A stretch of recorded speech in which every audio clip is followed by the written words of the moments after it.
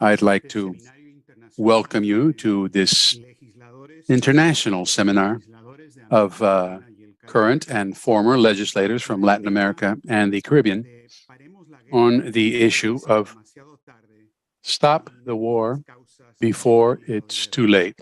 Let us eliminate the causes of the danger of war.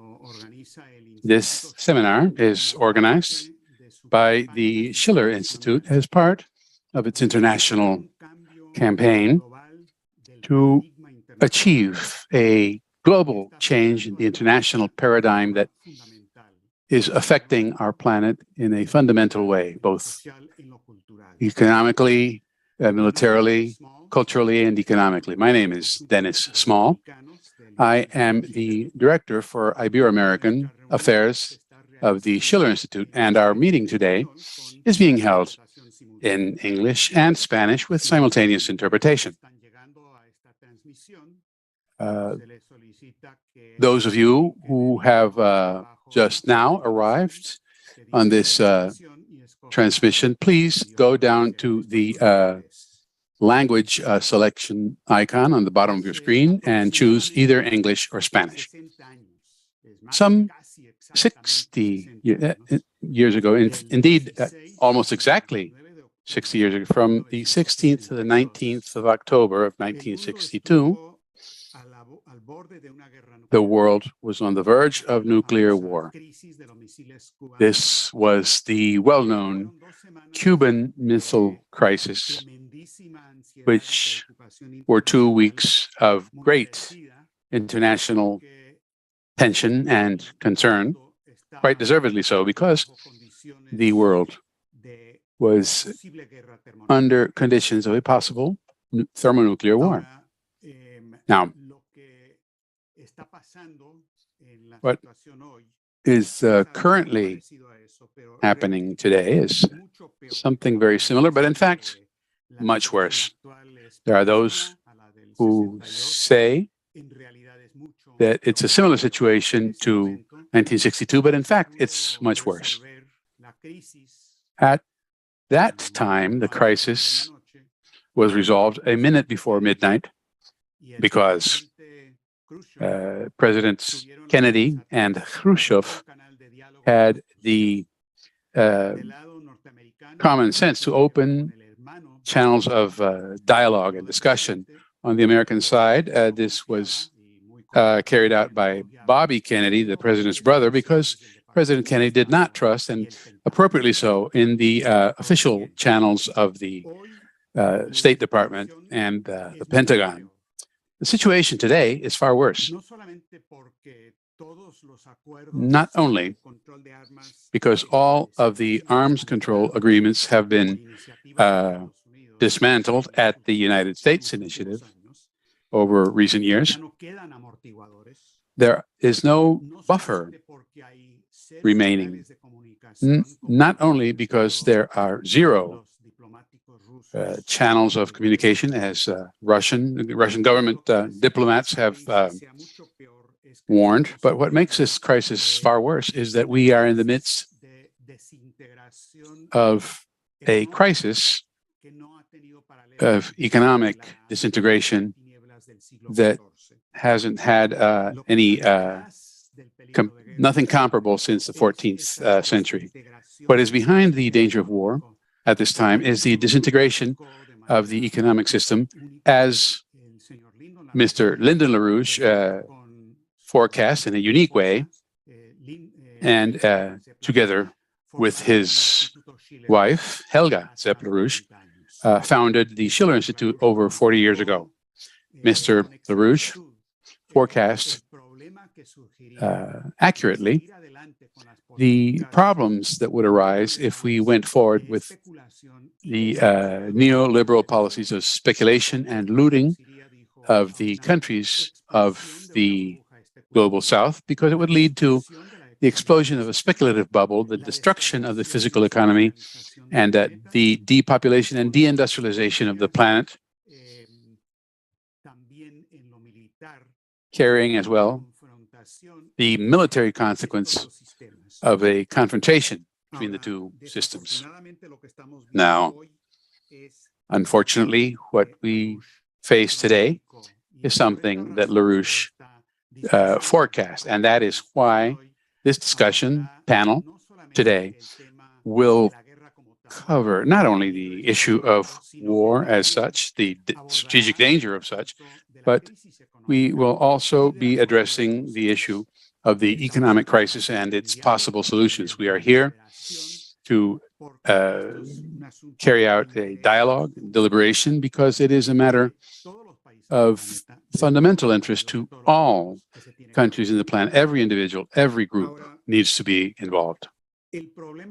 Now, the issue of Ukraine did not start a few months ago on February the 24th of this year. We are actually talking of 30 years of military and strategic encroachment of NATO towards Russian borders against everything the United States and NATO had promised at the time. They said they would not move an inch towards Russia. In fact, they didn't move an inch, they moved hundreds of kilometers, to the point where NATO is at Russia's front door. And the Russians have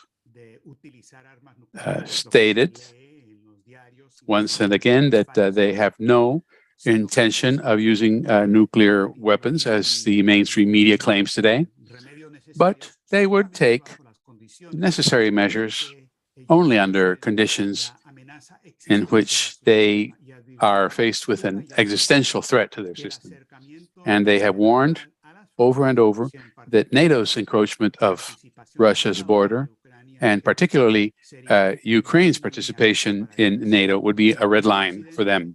And we have continued marching forward in the West, ignoring all of those Russian warnings.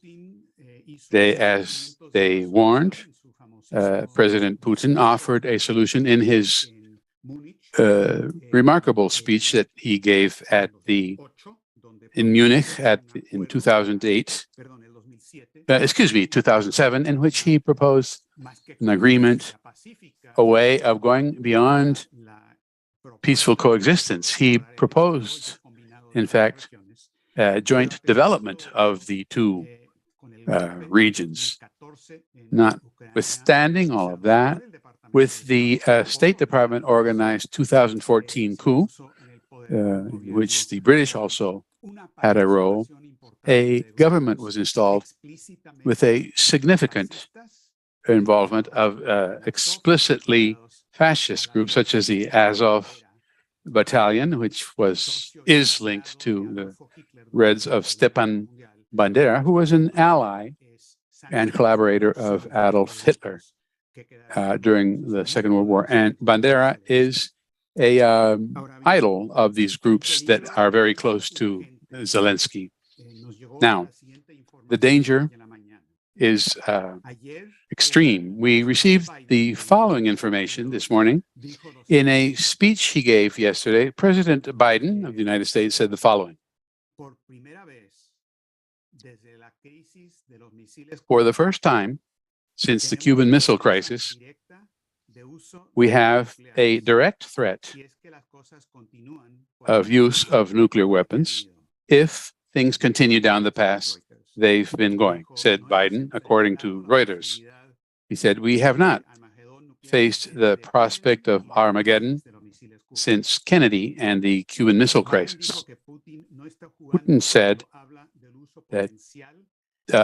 said Biden is not joking when he talks about potential use of tactical nuclear weapons, biological or chemical weapons, close quotes. It is worth clarifying that Putin has never threatened to use such weapons unless Russia is faced with an existential threat, as has happened with the absolutely unnecessary and provocation by NATO in Ukraine. Now, it is strange and ironic that Biden's comments came just a few hours after Ukrainian President Zelensky made a call for preemptive nuclear strikes against Russia.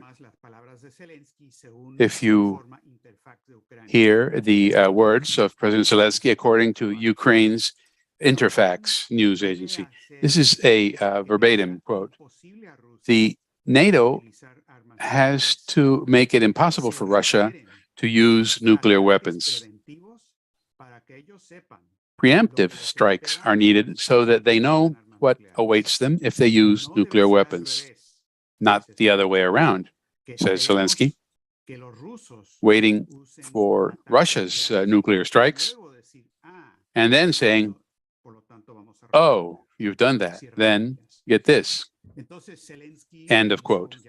So Zelensky called directly and explicitly for a preemptive nuclear strike against Russia, supposedly to prevent alleged Russian attack. Now, Zelensky says this, and 4 hours later, Biden speaks, and clearly now the Russians understand something is going on.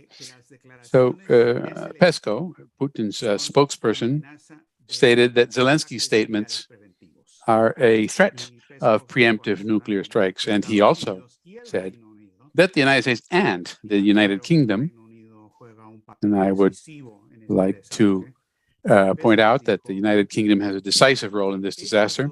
Peskov then said that these two nations, in fact, direct and manage Ukraine's activities and talk about their intention to defend Ukraine to the bitter end. Therefore, they, that is the United States and the United Kingdom, are responsible and should be held accountable for this person's actions and statements of this regime.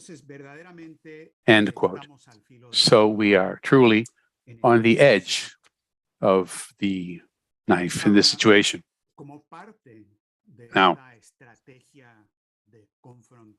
as part of this confrontation strategy of seeking a nuclear confrontation in order to maintain their control of a collapsing financial and economic system, which is in systemic disintegration, NATO authorities themselves, United States, United Kingdom, have goaded Ukraine through the National Security Council of Ukraine for the creation of the CCV, the Center to Counteract Misinformation, CCM. And together with a group called Mirosvorets, they have assembled blacklists of enemies of Ukraine, that is, of people who are supposedly repeating Russian propaganda talking points, and therefore they go on this blacklist. Now, this blacklist has led directly to murders and elimination of enemies. The list is for the purpose of intimidating and silencing, and if necessary, liquidating those who oppose these NATO war provocations. The CCM list, the first 30 names in that 72-name list, are all members of the Schiller Institute or individuals who may not be members but have participated in these discussions.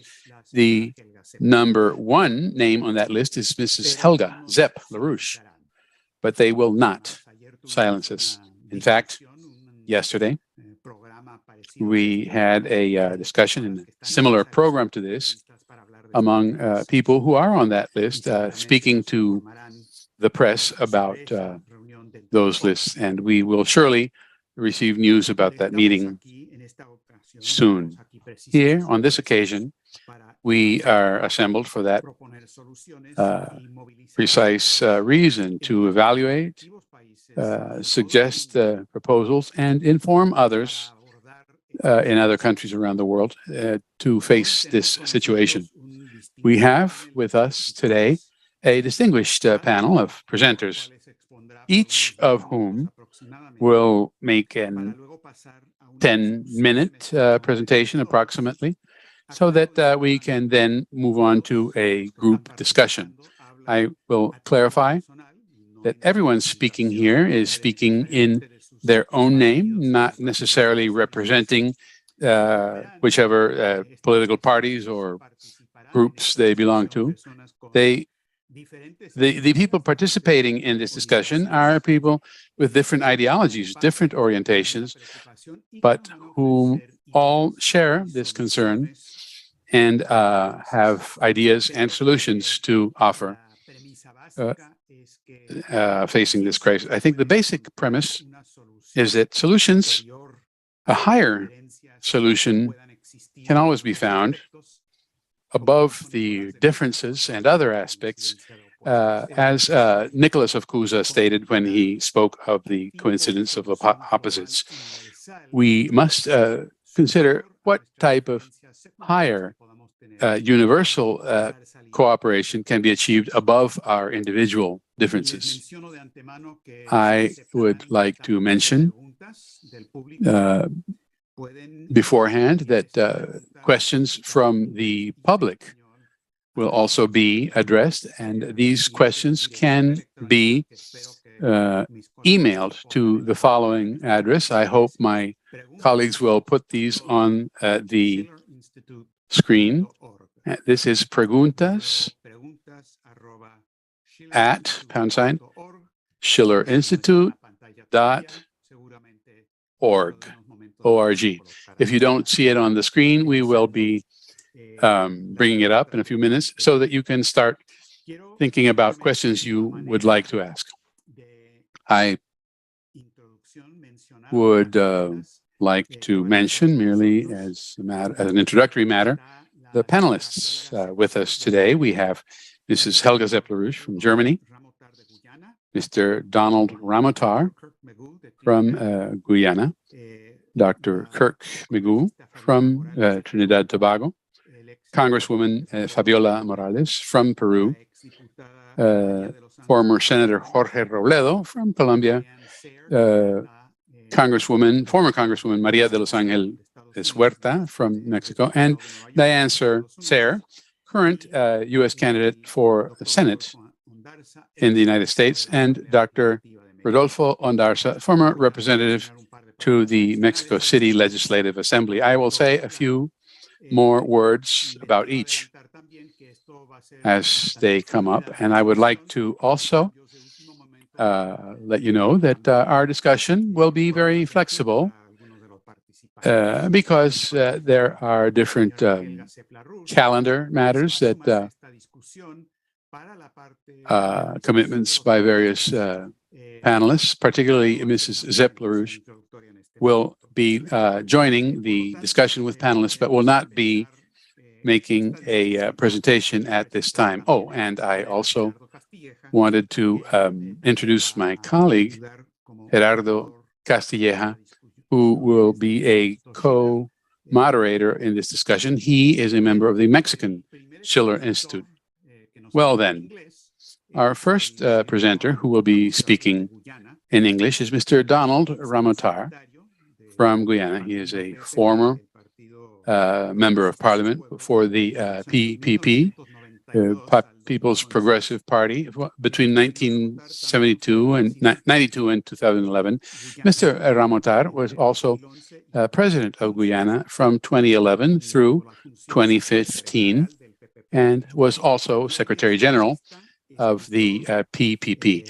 Currently, he is an analyst, writer, and editor of the magazine The Thinker, and contributes to important international publications. As you will see, Mr. Ramatar is someone who is extremely concerned about the world economic situation, and also involving the solutions required to bring about the development of nations from the South. Now, Mr. Ramatar, we give you the floor. Thank you very much, Allow me, first of all, to congratulate the organizers of this meeting to organize this activity, because I think it's something that is badly needed more and more. There is not enough discussion that is going on. And this is the first time we have such a major, I mean, we had in 1999 the bombing of Kosovo, but such a major conflict in Europe. And when anything is happening in Europe, we always must be concerned, because we should never forget that the two world wars both began in Europe. And this time we're seeing that that the situation in our world has never been so dangerous, and I don't believe that we have ever been so close to a nuclear conflict since 1962, when we had the Cuban Missile Crisis. The question that we should be asking ourselves today is, how did we get to this stage? And I believe firmly that we have reached here largely because of the breakdown of diplomacy and the breakdown of politics in trying to resolve the question of Russian security, or the threat that Russia perceives that NATO has been bringing to its borders. Recall that when the Soviet Union collapsed in 1991, and when you had the reunification of Germany a year before that there was definite promises to Russia that NATO would not move 1 inch towards the east. And that was a recognition that it would have been an act of aggression to do so. And it would have created a lot of problems for Russians. Nevertheless, it seems that the American administration was incapable of resisting the opportunity of a weak Russia to try to enhance its own security position at the expense of the Russians. And in 1997, the Clinton administration began to move this forward. And this is the first time we're having, and we are now seeing. I remember in 1941 when the Soviet Union was attacked. It was attacked by Hitlerite Germany with the total backing and support of the complete Europe after Hitler had conquered Europe at that time. But now we see through NATO's allegiances, even a broader alliance now against Russia, not only Europe, Western Europe, and Europe as a whole, but also North America, United States, and Canada, all involved in this attack at this point in time. I want to emphasize that since many persons from the whole spectrum, from the left and right, political persuasion, have been talking about Russian aggression, and that is why I thought it's important for us to have this background.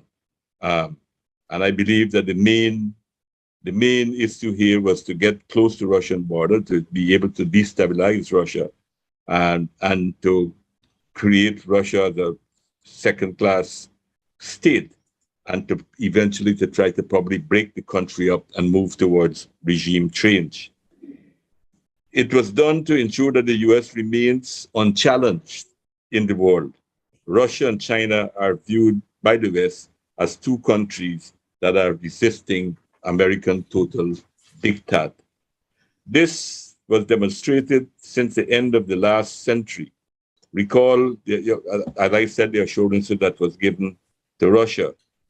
But they were warned that what they were doing was extremely dangerous and can put the countries at war and even create the conditions for another war that could be totally destructive and has the potential of destroying life on Earth, taking into consideration that this time it will be involving two of the main nuclear powers in the world.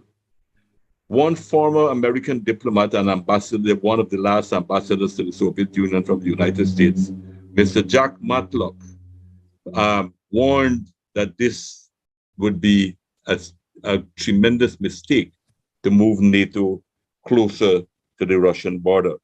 On February 15, 1997, Ambassador Matlock told the US Senate Foreign Relations Committee the following, and I quote him directly: "I consider the administration's recommendation to take new members into NATO at this time misguided. If it should be approved by the United States Senate, it may well go down in history as the most profound strategic blunder made since the end of the Cold War. Far from improving the security of the United States, its allies, and the nations that wish to enter the alliance, it could well encourage a chain of events that would produce the most serious security threat to this nation since the Soviet Union collapsed." Unquote. Unfortunately, his wise advice was disregarded. And as I said, it seemed that the Americans could not resist taking advantage of a weakened Russia. They ignored, that was ignored, and the protest by Russia every time that they expanded Russia, every time they expanded, it was ignored. And just to make this point too, because there are some people even right across the political spectrum who sometimes sees Russia as the aggressor here. But I just want to remind people that Putin himself had proposed that Russia join NATO and he was rejected. And then subsequently you started to have an expansion of NATO. In 1999, Poland, the Czech Republic, Hungary, they all were admitted to NATO under protests from Russia. Even at one time, Yeltsin, at a meeting with Bill Clinton, he exploded and was very angry at what was being proposed. In 2004, Bulgaria, Estonia, Latvia, Lithuania, Romania, Slovakia, and Slovenia all joined into the fold. 2019, Albania and Croatia, 2017, Montenegro, and 2020, North Macedonia. And this, of course, was making Russia extremely nervous that NATO kept coming closer and closer to their borders, and many of them became extremely aggressive towards Russia. Add to this fact that in early 2000, the US pulled out of every arms control treaty that it had with the Soviet Union, which Russia had adopted. So while NATO keep insisting that it's a defensive alliance, all of their action was definitely showing that they were using diplomacy, keep talking, while they continue to do precisely as they want, and that was to encircle Russia and to create conditions to make Russia's security compromised. And at the same time, this defensive alliance bombed for 78 straight days. They bombed Belgrade in 1999. And it ripped Kosovo away from Serbia. And that is still a problem that is now festering in Europe once more. NATO supported terrorist operations in Russia's Caucasus that killed thousands of people. It invaded Iraq and destroyed the whole country, one of the oldest civilizations on our planet, and killed more than 1 million persons there. This was done without the approval of the United Nations Security Council, while still insisting that NATO is a defensive organization. They destroyed Libya, Africa's most prosperous country, and the slave trade actually returned there. And even today, they are illegally in Syria, supporting some of the worst type of extremist elements there, while stealing Syrian oil to finance their operations against the government of Syria, making Syria pay for the problem that we have there. Returning to Ukraine, the whole scenario in Ukraine was to entrap and destroy Russia. The events tell that story. Recall the coup in 2014, which established a pro-US government and which brought the fascist organization into prominence in the Ukrainian area. And that began a civil war.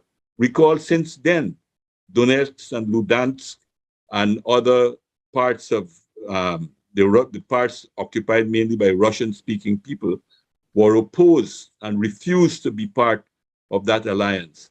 And they declared themselves independent. Those who say that Russia wants to expand itself forget that Russia resisted. They could have taken over they could have taken Donetsk and Donbass into Russia since then, but they resisted doing that. And the Ukrainians, using NATO, armed to the teeth by NATO, continue to bomb those areas, and more than 15,000 people were killed over the last 8 years there.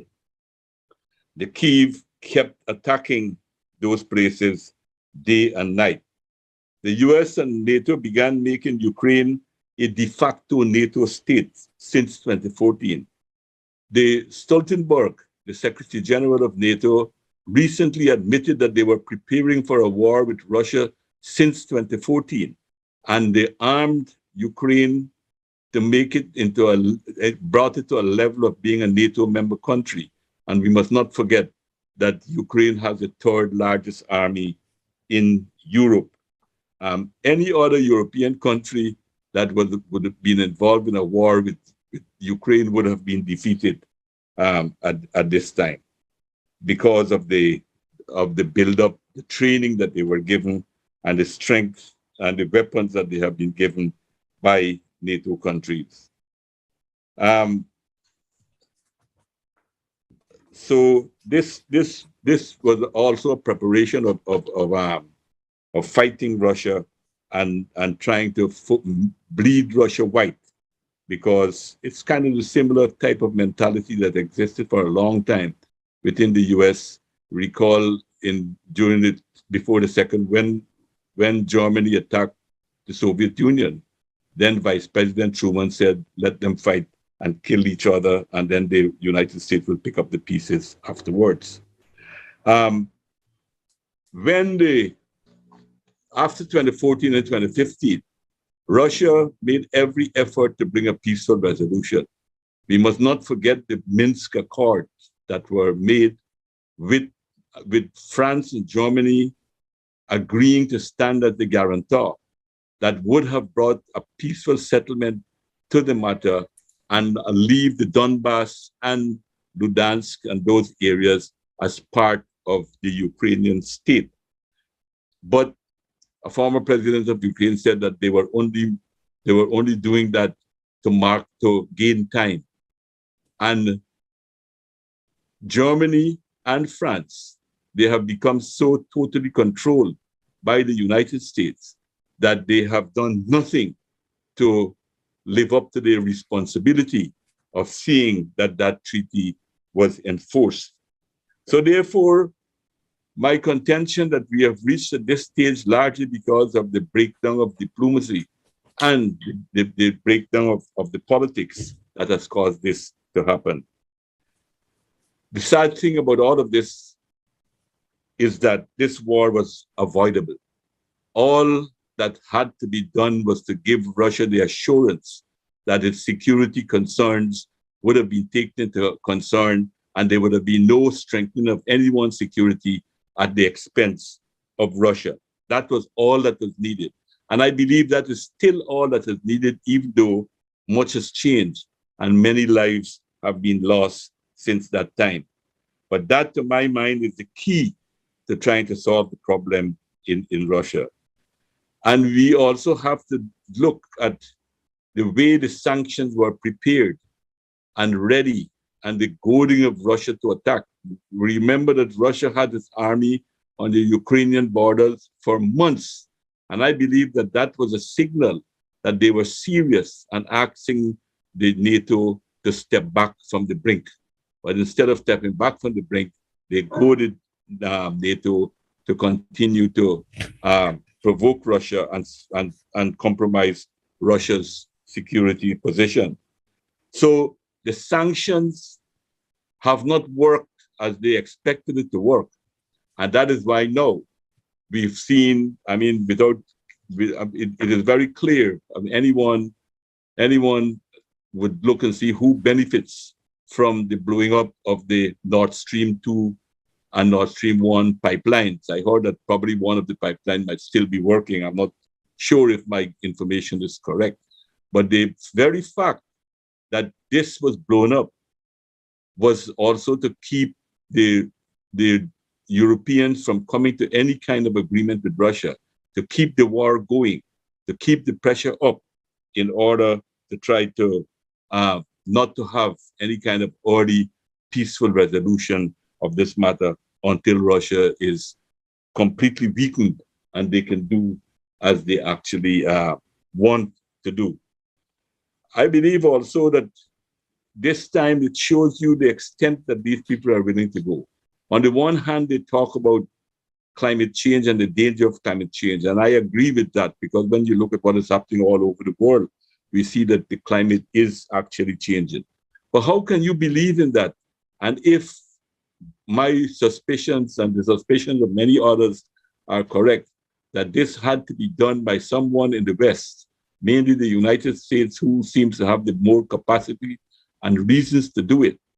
And when you're going to release billions of tons of methane gas into the air and then still talk about being concerned about the climate in our society, it means that the climate is secondary to the original position of keeping countries in almost de facto colonial status to the United States. And the final thing I would like to say, that we need to examine the international system under which we operate on, the inequalities that exist within countries and in the world itself, between countries, that these are some of the things that are actually fueling many of the crises, and people are not thinking in a global way. They're more thinking in what is the best interest for me, for my country, and so forth. So I believe that for a lasting solution to take place, there needs to be a re-examination of the international social and economic situation, so that we can have the resources of the world better distributed to all their people. Thank you very much for your attention.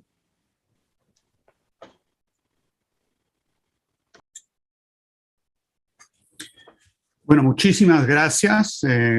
Well, thank you so much,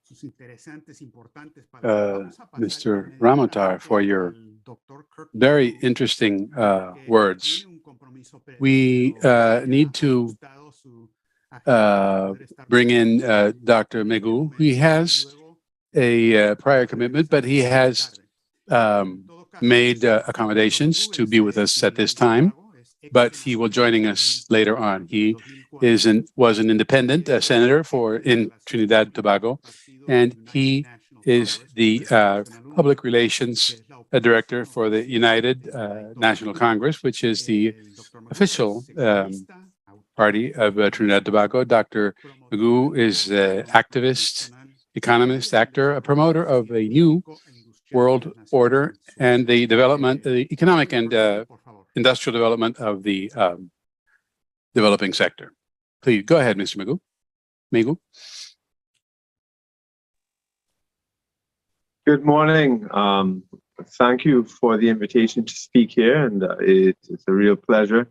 I'm sorry I'll have to go soon, and it's a pleasure to follow our former president of our neighbor Guyana. We have very fraternal relations with Guyana, of course, both members of CARICOM and many other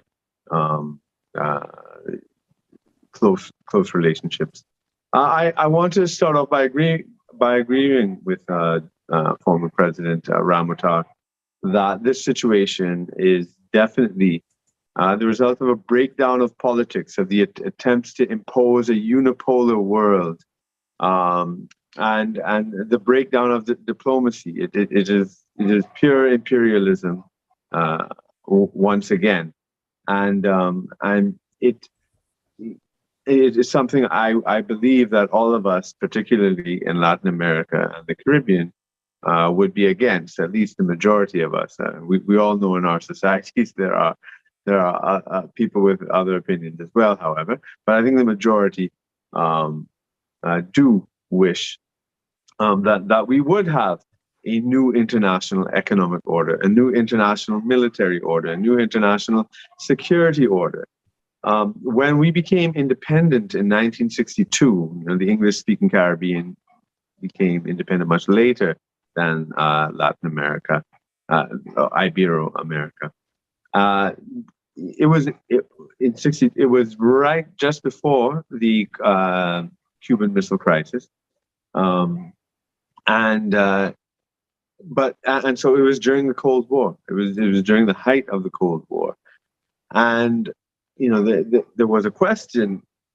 We became independent from Britain in the West Indies, the English-speaking Caribbean, but were we going to now join the American bloc, the NATO bloc, or the Warsaw Pact, the communist world or the capitalist world? But for many of us, that did not make sense. We didn't want to become independent, so then we could just be an appendage to another camp. We were very. Many of us were very much aligned to the non-aligned movement. And sympathetic to that we did not wish to take part in the Cold War, that this was yet another type of imperial imposition, and we had just become independent. Now, Lyndon LaRouche, his theories and analysis are extremely important, but we in the Caribbean also had our own theories and thinkers, and a tradition that I am certainly a part of is the New World tradition, the New World group, with Lloyd Best, Norman Gervin, George Beckford, David de Carey's. It was Caribbean-wide, Guyana, Trinidad, Jamaica, Grenada, etc., and trying to chart our way as newly independent countries. While the Cold War was going on, and we championed the new international economic order, which is very strange that that's something that I've been very much involved with for decades, and I only recently came to know of the LaRouche movement's involvement in that, the origin of that. In fact, I studied with the advisors to Michael Manley. In Jamaica, in the Caribbean, he was a big proponent of the new international economic order. And then, there were, people who I also, worked with were people who were involved in the Grenadian Revolution in 1979. So in the Caribbean, there were different types of experiments, different types of ways to break out of our underdevelopment. And the New World Group, we had developed something called the plantation theory, and it was an economic and social theory about how our economies, although we were independent, we were still neo-colonies, neo-colonialism, neo-imperialism existed. So it was a specifically Caribbean theory of neo-imperialism, and it involved many of the same types of things that Lyndon LaRouche talked about the structural ways we were kept dependent on the North Atlantic system in particular, and that there were all sorts of strategies that we had tried to implement for our own development, which never really got off the ground. I'm very pleased that our neighboring country Guyana has had this amazing discovery and is now on such an incredible growth path.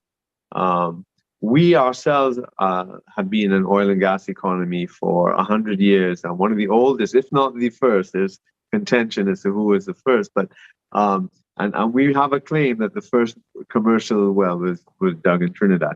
But the point is that in the 70s, Trinidad and Tobago didn't fall into a hard camp one way or the other. And we tried a heavy industrialization model starting in the 1970s. And in fact, small little Trinidad, we're the world's largest exporter of methanol, world's largest exporter of ammonia. ArcelorMittal started his global empire by coming to Trinidad and building his global steel empire by producing iron and steel here. Fertilizers, and we were so that estate is still there. However, particularly under this administration, it has collapsed.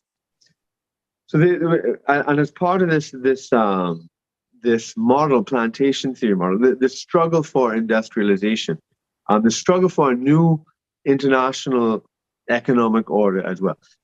We recognize that it involves internal politics and external politics, and what is happening now in this Russia-Ukraine conflict is it's sort of like the culmination of the unipolar moment that is coming to a head. But at the same time, we are seeing the future in the present, as many Marxists have used that type of language, CLR James as well. We are seeing the emergence of a multipolar world, of the non-dollar economy, of China, Iran, India, Russia, the unreliability of Western banks, of the US dollar, because it's been weaponized now. And but this is a major important event, important step, I believe, in creating this new international economic order. As many of us here would know, we've been calling for the reform of the IMF, for the reform of the World Bank, for the reform of the United Nations for decades and decades. Even as part of the new international order in the 70s, Michael Manley was talking about the commodity exporting countries and trying to have a bauxite cartel similar to OPEC to have justice for those types of exchanges. And what I think we need to really concentrate on is pushing forward this new international economic order. And solving this crisis can be an important step to that by calling together, like the petition calls for, the UN General Assembly to get together. And we're going to have to do so on a different basis than under control of the now obsolete G7. The G7 has no basis for existence anymore. They are not the most advanced industrial countries anymore. They are just the old imperialist powers. We have the BRICS now. We have the G20. So in trying to resolve this crisis, a new structure is going to have to take place. We cannot solve it under the old imperial order, the post-World War II order, before at least many of the African, Asian, and Caribbean countries became independent in the 60s. I know Latin America was from the 19th century. But this may be a very, very important opportunity now. For us to solve the Russia-Ukraine crisis means we're going to have to organize an international diplomacy differently, because it's the old system that brought us to this crisis. So we need a new arrangement to take us out. And it cannot only be security and military. It's going to have to be economic as well, which has been going on with the Belt and Road Initiative, which is going on right now with the emergence of the non-dollar economy. And so although we are at a crisis moment, I think we're also at a moment of hope as well, if we work, if we work hard at it. And that's, I think, our mission. Thank you very much.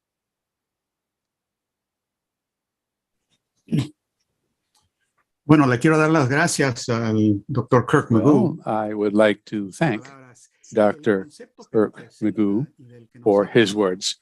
The concept that he brings up on the non-aligned movement and alternatives coming up today seems, I believe, is very important. It's what some have called the spirit of Bandung, when the non-aligned movement's ideas were first put forward.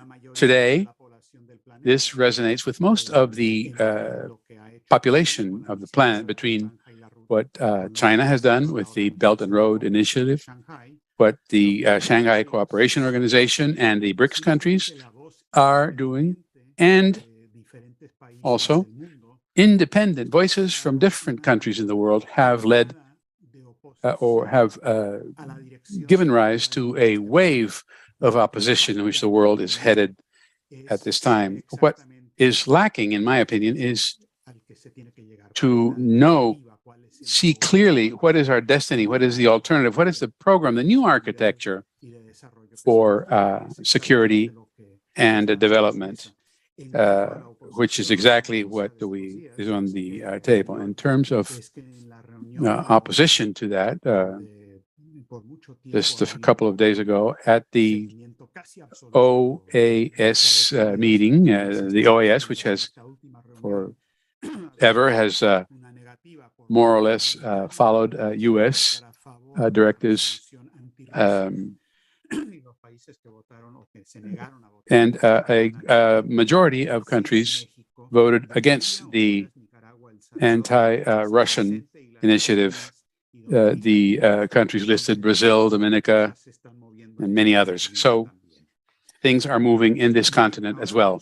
Now, we are now going to move on to the former Colombian Senator Jorge Robledo, who was senator from 2002 to 2022 for the Partido Dignidad, Dignity Party. He is an architecture professional, has been a teacher at the National University. He's a former presidential candidate, but I would like to particularly point out that he is a known defender of national sovereignty and a known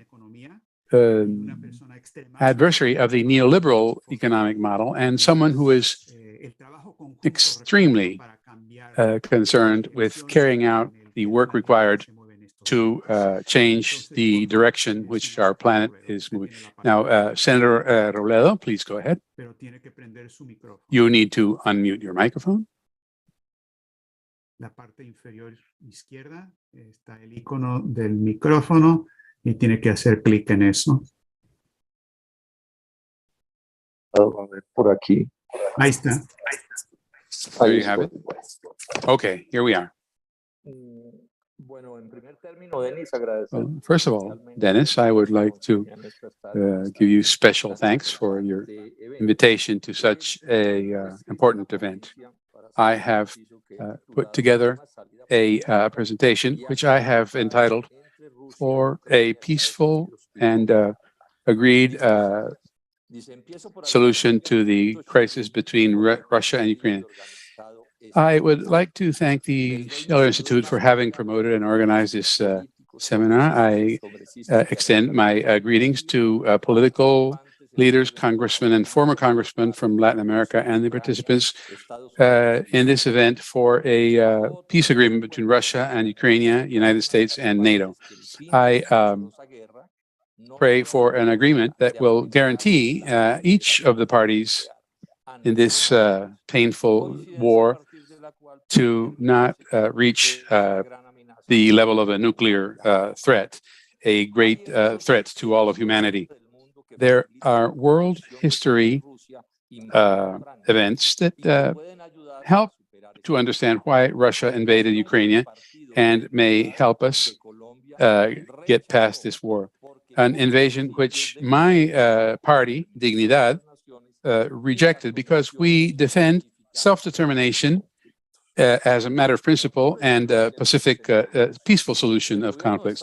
In 1962, the United States government under President John Kennedy told the world that this country would go to nuclear war against the Soviet Union if that power continued installing nuclear warhead-loaded missiles in Cuba, capable of hitting North America, U.S. territory just 90 miles from Cuban territory. And the U.S. position against sovereignty and rights to self-determination of Soviets and Cubans was understandable because a nuclear power has sufficient strength to not tolerate for any reason a nuclear threat which is unacceptable as to its right to exist as a state and nation.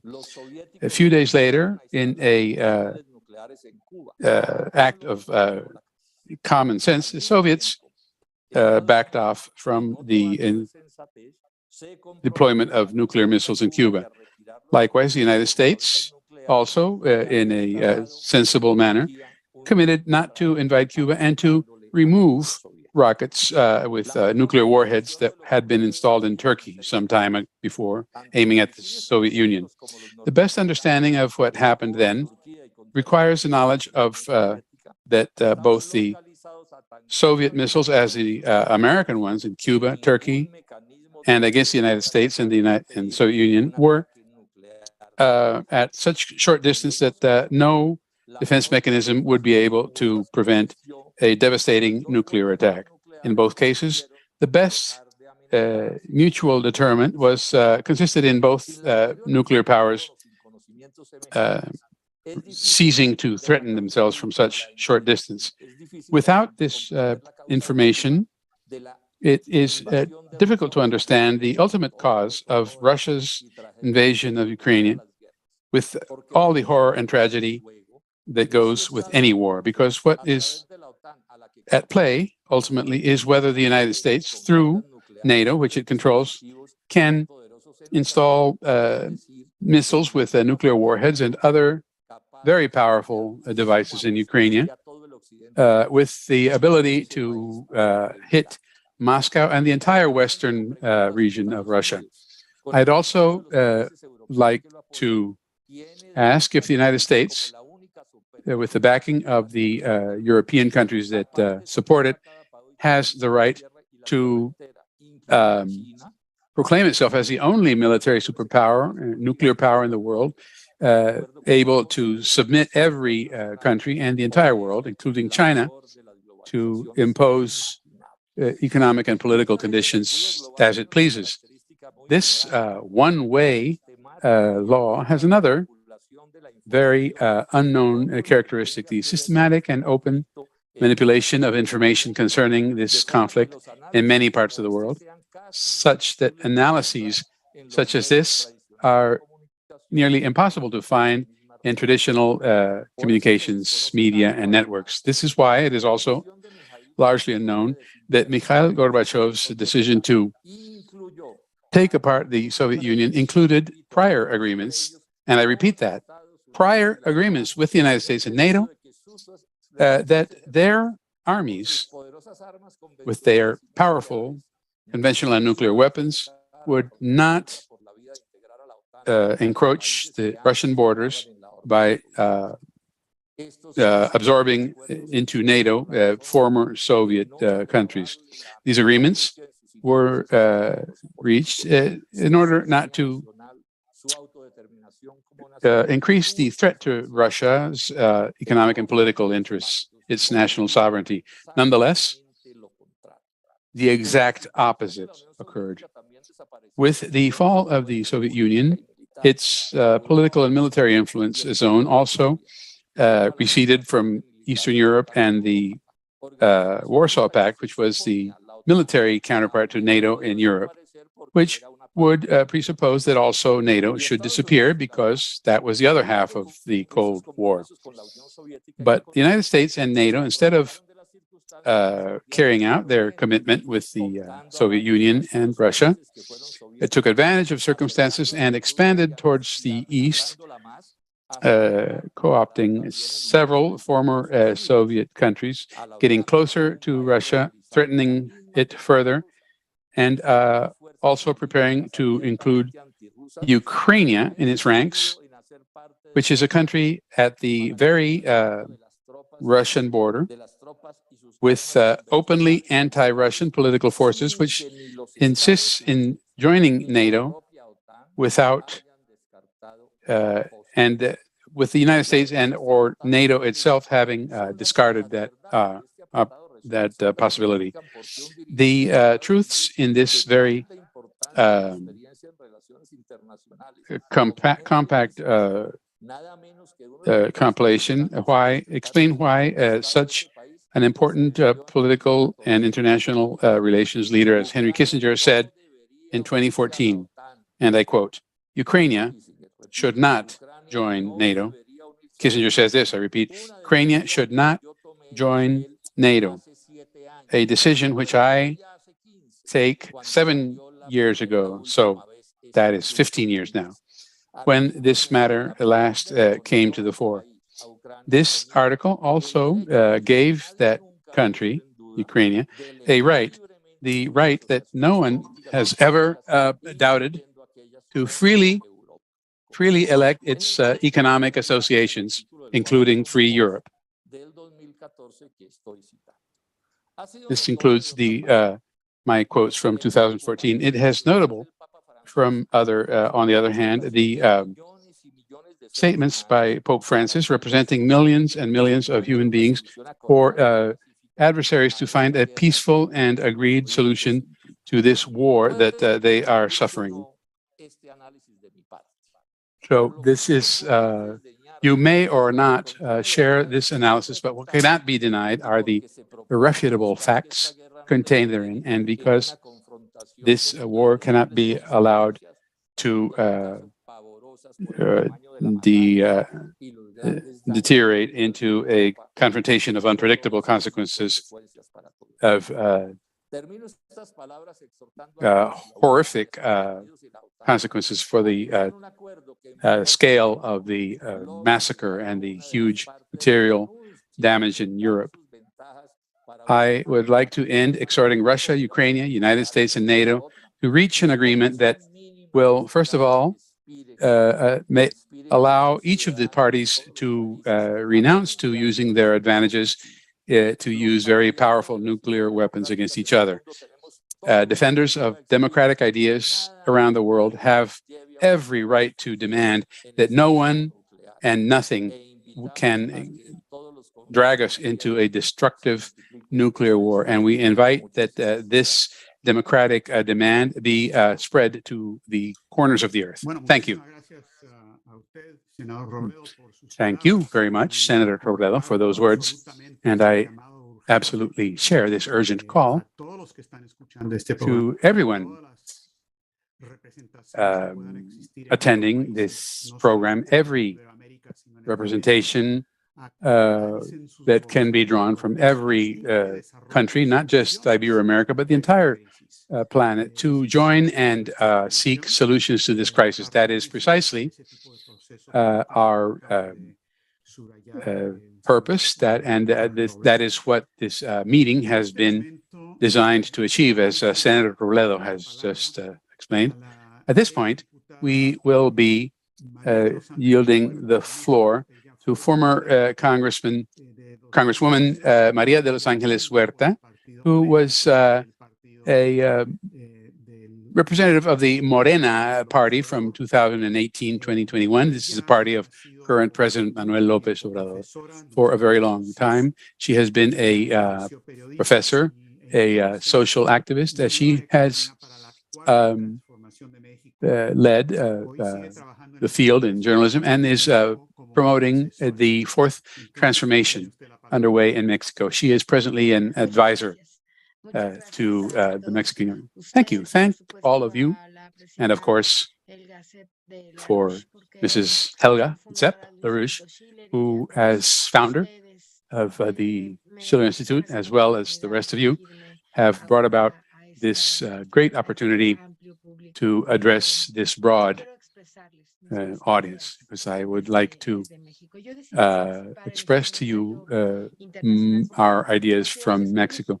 I decided to join this international seminar because I think it's a legitimate desire for all humans to wish to be happy. As our President López Obrador says, we should also aspire to both material and spiritual well-being, and to be able to banish forever this hate, this war, the horrible pain of extermination, evil, and perversity, which now threaten and wound peace. So I observe with great hope.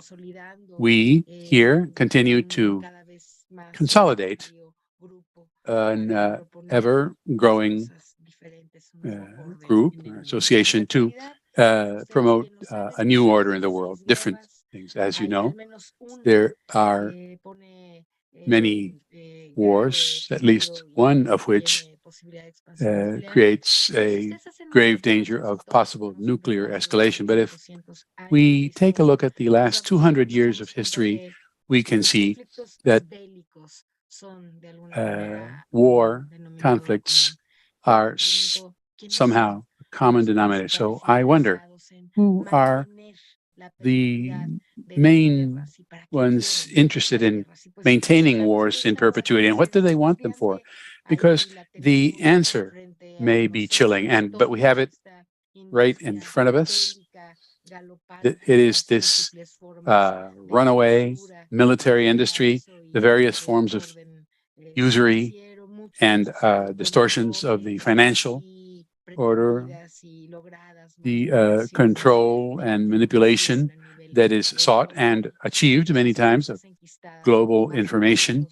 These forces are embedded at the highest levels of public life in the world and harm so many citizens. In Mexico, in 2018, as you know,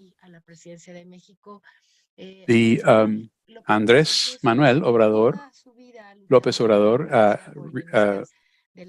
rose to the Mexican presidency. He has struggled for his entire life for the well-being of all peoples in Mexico. And I think his arrival in government led to something very different, to the brutal looting that we underwent for at least 3 decades, an economic model which was imposed as a doctrine that runs against the interests of the human race.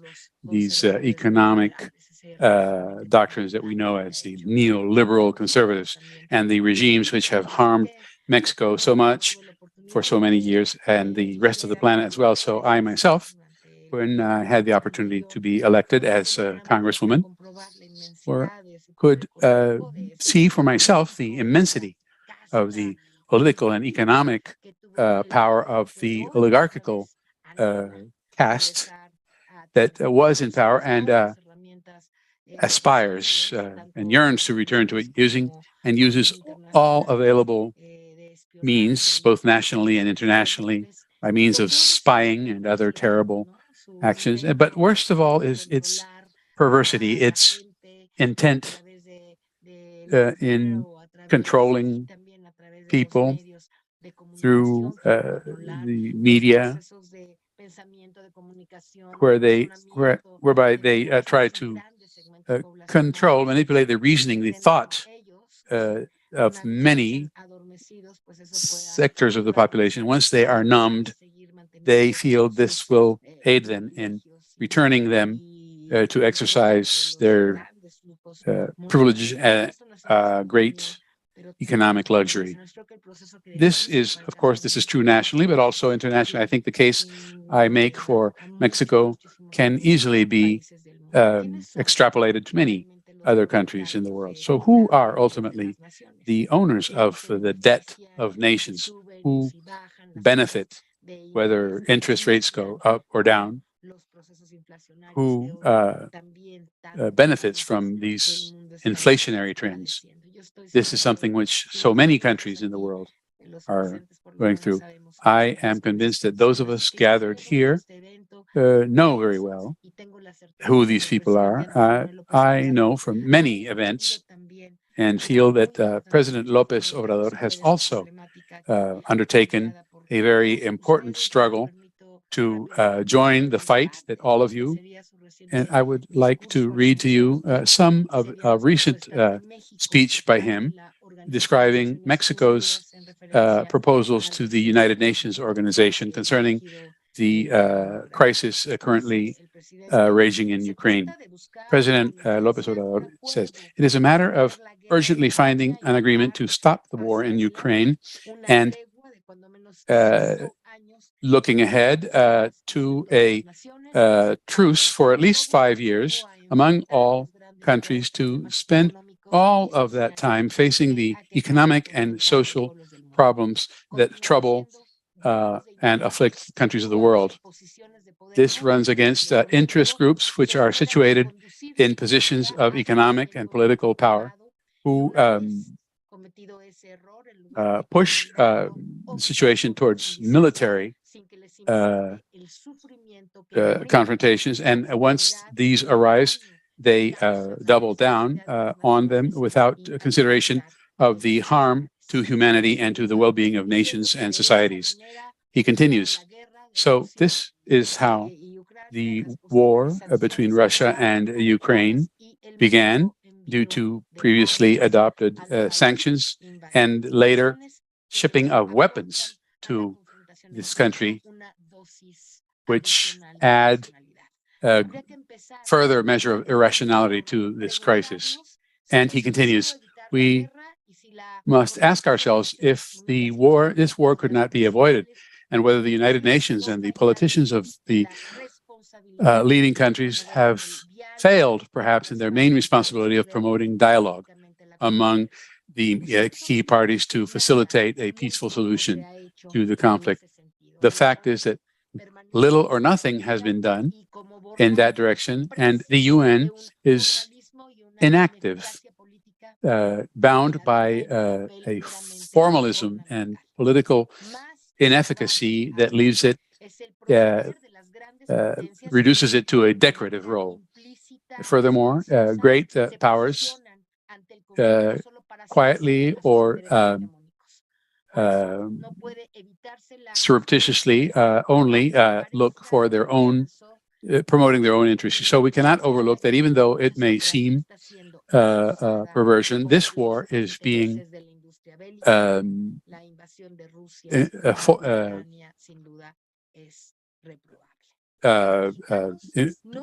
forwarded by interest economics, although, of course, Russia's intervention is reproachable.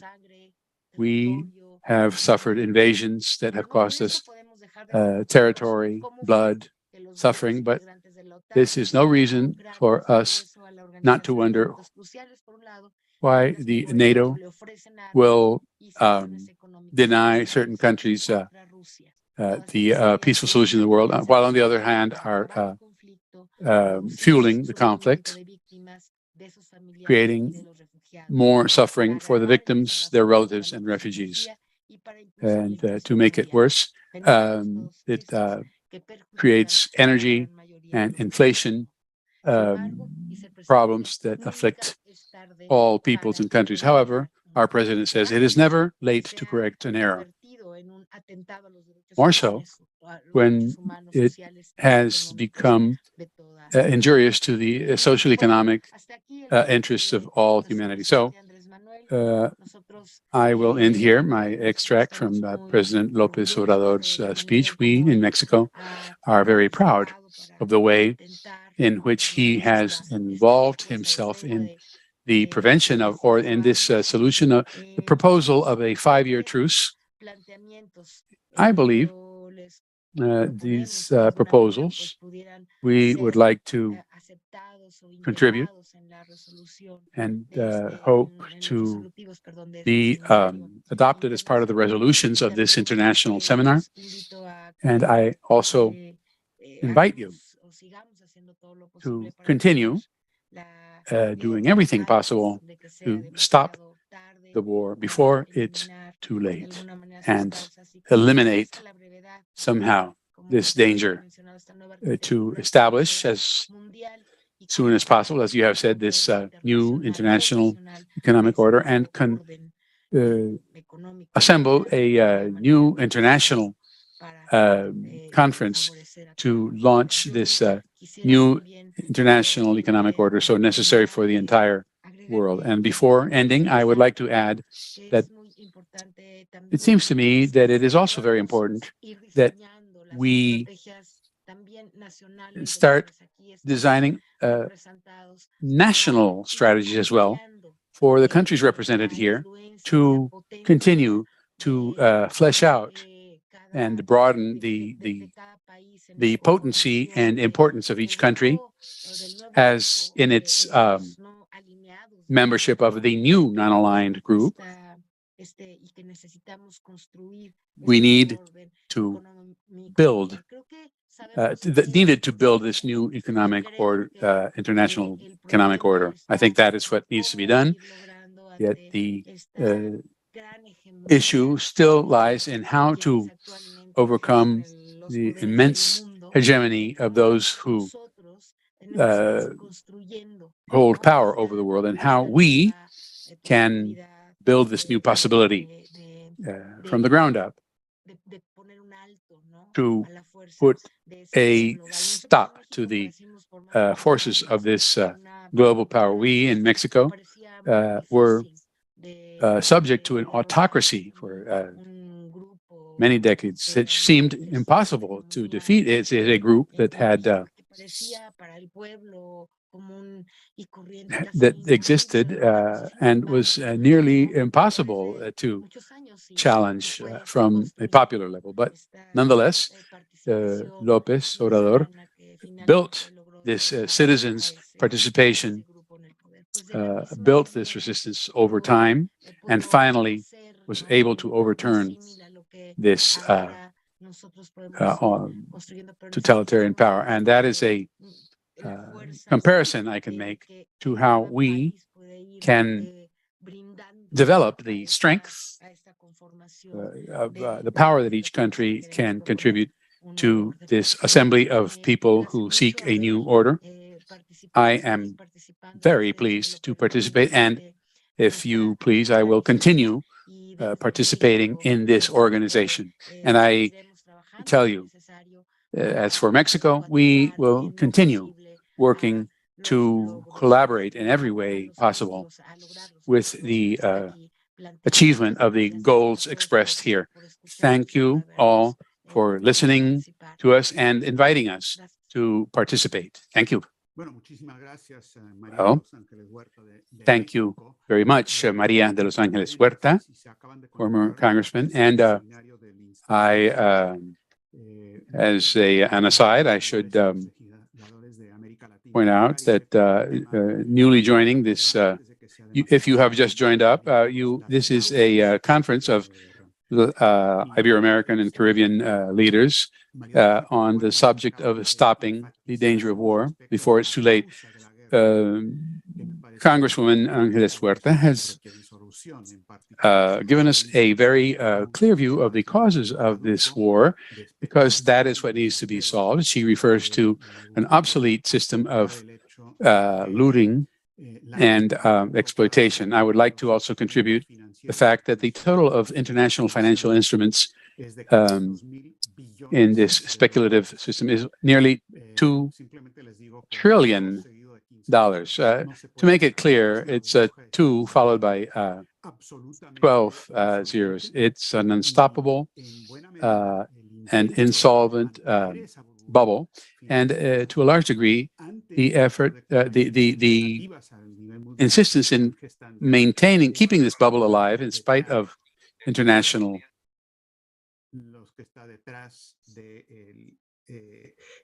as we see who is behind this great danger of war. What you bring up regarding Mexican President López Obrador's proposal is very significant, as it is a step towards a solution, and the role of Mexico in this can be decisive for the following reasons.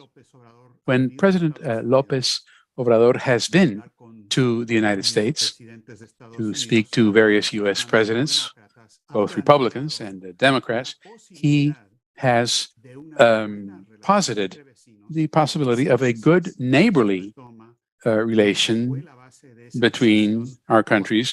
If we go back to the basis of this relationship, if we go back to what it was under Juarez and Lincoln, this is very significant because it brings up the issue of what is the role of the United States in this new reorganized system.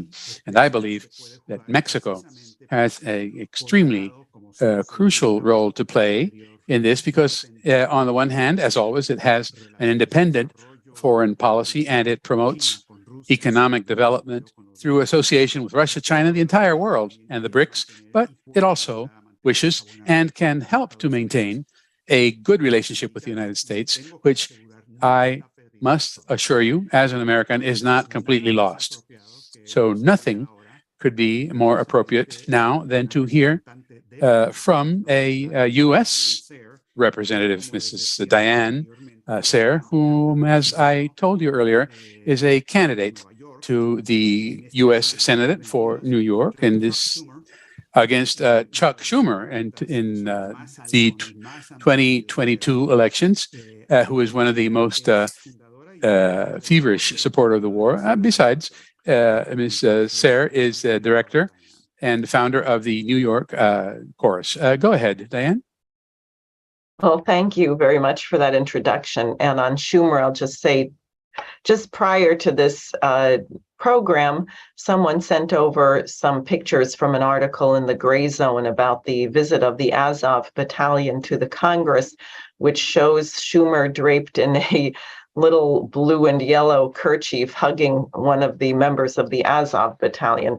So I'm very pleased that yesterday about myself and 50 supporters of Lyndon LaRouche and my campaign had a rally out in front of Schumer's office in the middle of Manhattan. We were seen by thousands of people, and we had a 10-foot long banner that says, "Why is Schumer supporting Nazis in Ukraine?"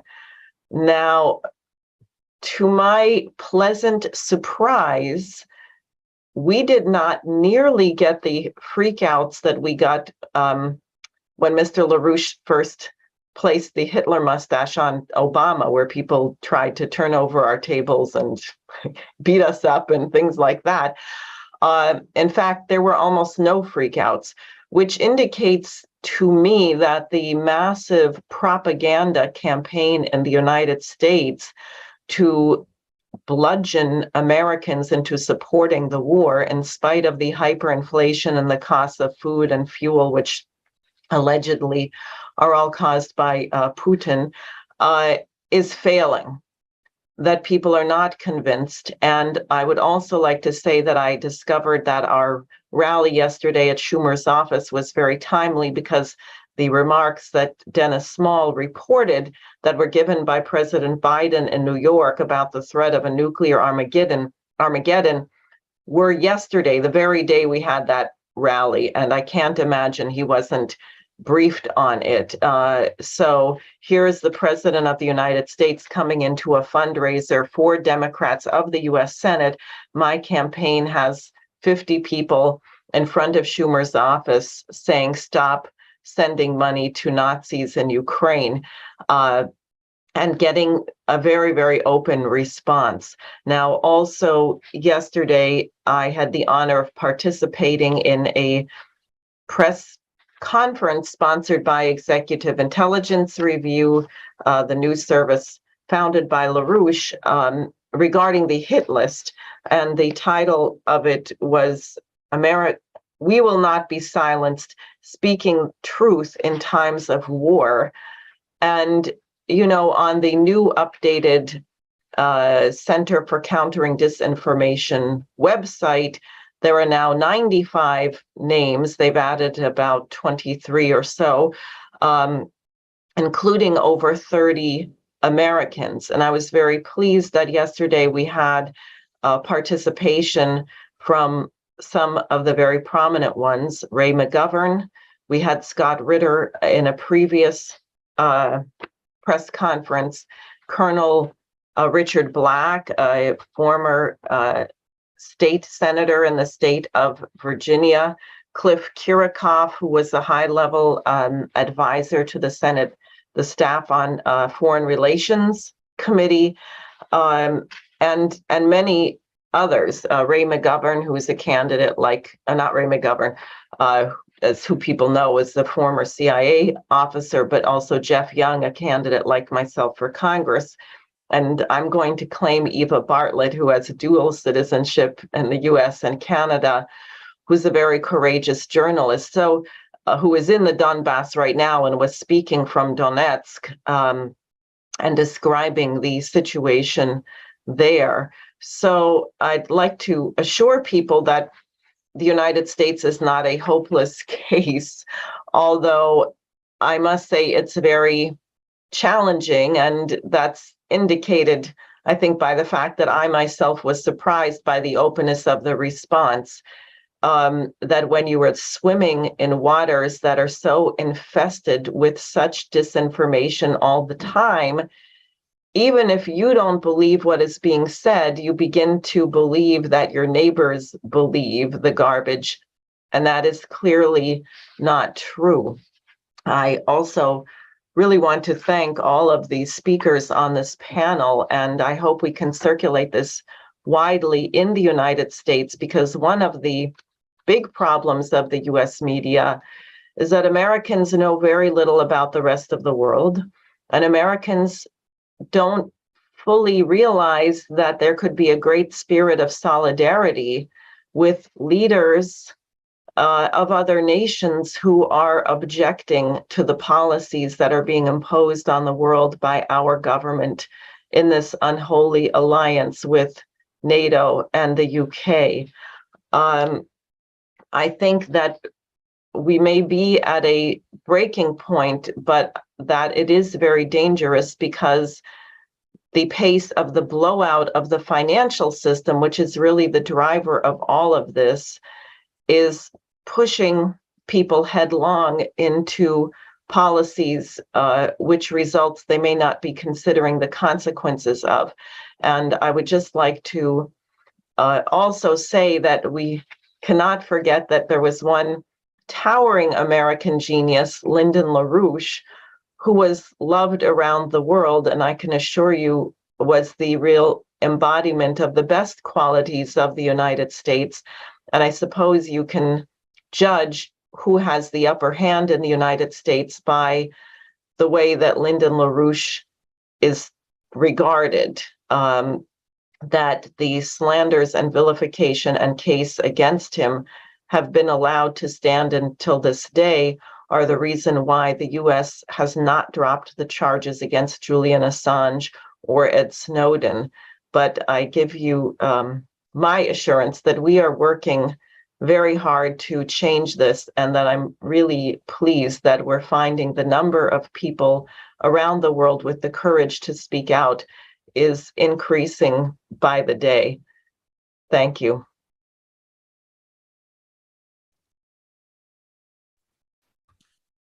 Perfecto. Muchas gracias, Diane Sayre. Great. Thank you very much, Diane Sayre. I would like to highlight the fact that Diane is one of those names on the Center to Counteract Disinformation from Ukraine,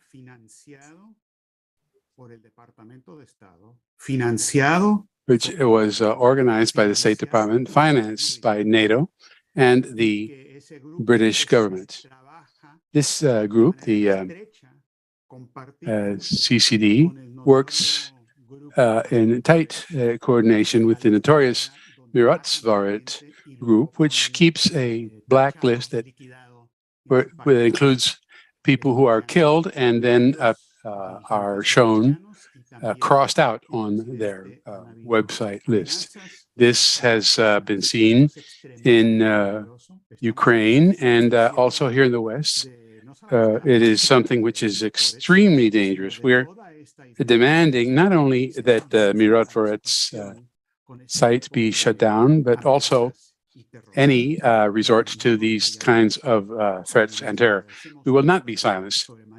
Therefore, we very especially thank you for your participation in this discussion. Our final speaker in this seminar is Dr. Rodolfo Ondarza from Mexico. He is a representative for the Workers' Party in Mexico. Was a member of the Legislative Assembly from 2015 to 2018. He is also a very well-known neurosurgeon, one of the best-known neurosurgeons in the country, and one of his greatest concerns, as well as the Schiller Institute's, is the state of public health and healthcare on the international scale. Dr. Ondarza has obtained international recognition and is a... Yes, good morning. I would like to thank the Schiller Institute very deeply for its invitation to participate in this important international conference, and I want to extend a warm personal greeting to the members of this panel. At this time, as was mentioned, I was thinking of making a change to the title of my presentation because I am following the analyses of those who preceded me, and I don't want to be repetitive, but I want to state that these measures of coercion, the war is one of those which gambles with the lives of millions of persons, manipulating popular thought and twisting their perception, convincing them that they are fighting for a just cause. There is no justice in war. It is lost in the first death, and lives are lost for international economic and corporative interests. So wars are ways to serve geopolitical and economic interests. So I would like to make this quote that war is the continuation of policy by other means. It is the use of the military means to obtain political goals. Factors and consequences of armed conflicts are extremely complex and unpredictable. For instance, we cannot ignore the defeats in Afghanistan, Vietnam, and Iraq. We cannot see in this third world conflagration a hybrid war in which lies and quieting voices is one of its characteristics. Humanity, through this conflict in Ukraine, has reached a point where tensions between China and the United States have increased as well. We live in perilous times with the presence of 14,000 nuclear weapons. A large-scale war between the United States and Russia, in the worst case, would wipe out more than half of humanity, leading to a 90% drop in agricultural production in 3 to 4 years, and some 5 billion deaths of hunger worldwide. But there are also types and kinds of war in Africa, Ethiopia, Afghanistan, Israel, Palestine. While the arms race accelerates, according to the World Bank, in the year 2020, 88 million people fell below the poverty line, millions more worldwide. Even before the COVID-19 pandemic, the world economy was going through a catastrophic financial crisis, which even more severe consequences than during the Great Depression. The International Monetary Fund forecasts that per capita income will be dropping in over 170 countries. There are 19 countries using a unified European currency, and inflation is reaching new levels, up to 10% last September, which the highest in 25 years. 8 sanctions packages have been engineered by the United States and Europe in energy and finances. Nonetheless, the populations of the European Union seem to be numb to this. Vladimir Putin announced the end of the unipolar order, which also, within the Security Summit of the Shanghai Group, which represents 30% of the world economy and 40% of the world population, Putin expressed that Russia and China are joining forces for a democratic, new, and just international order based on the central role of the United Nations. Meanwhile, there is a immense crisis in the African continent where it is expected that 1 million people a year will be dying of hunger in countries like Somalia, Afghanistan. The UN has pointed out that $1.5 trillion would be required to eradicate poverty and assure the neediest the means of survival. This situation harms the poorest populations the most. It has high social costs because of the social instability.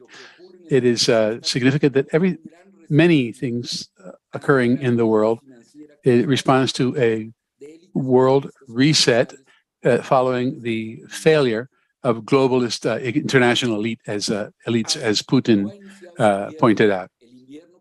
Winter has not yet arrived. That winter that led to the defeat of French and German armies on Russian territory. The capitalist system's means of protecting its population from the dangers of war is now clear. In war, all human rights are violated. There are American troops in at least 134 countries in the world, with over 800 military bases.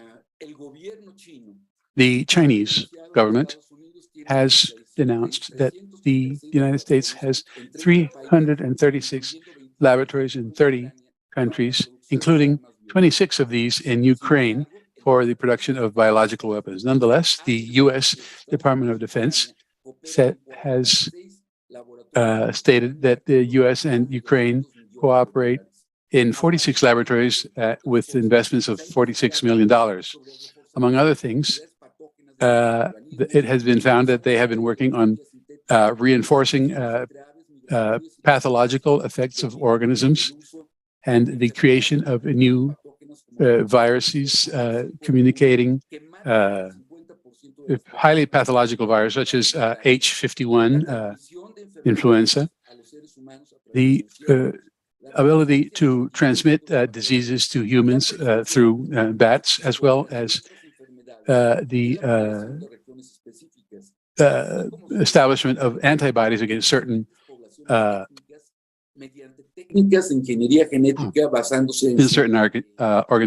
organisms in various populations.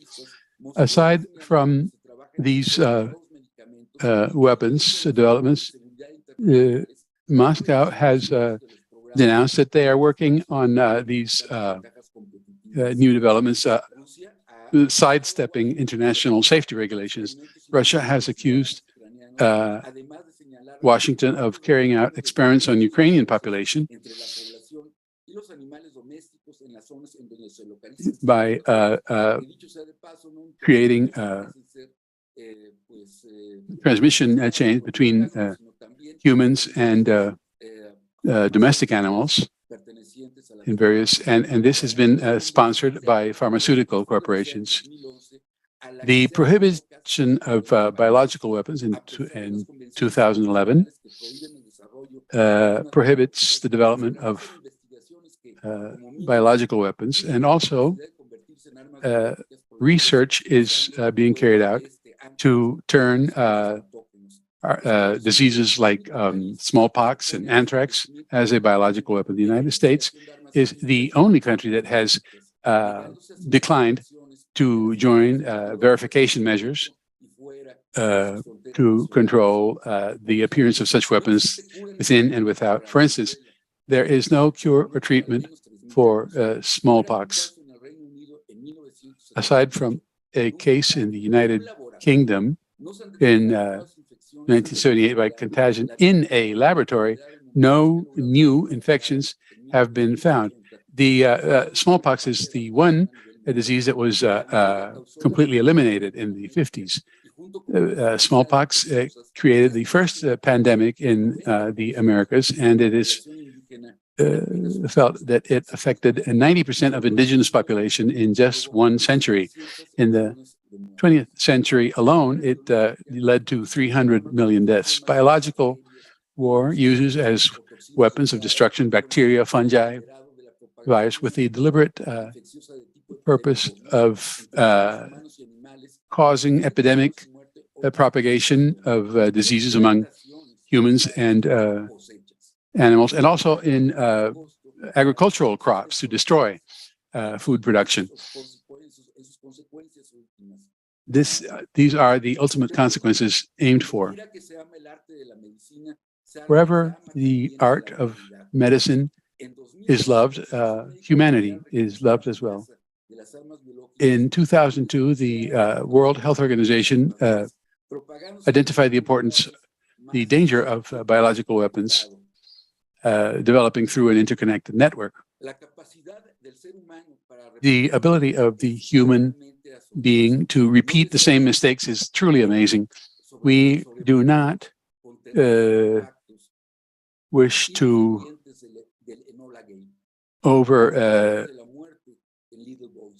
succumb to the descendants of Enola Gay, descendant from the Manhattan Project against the peoples of the world.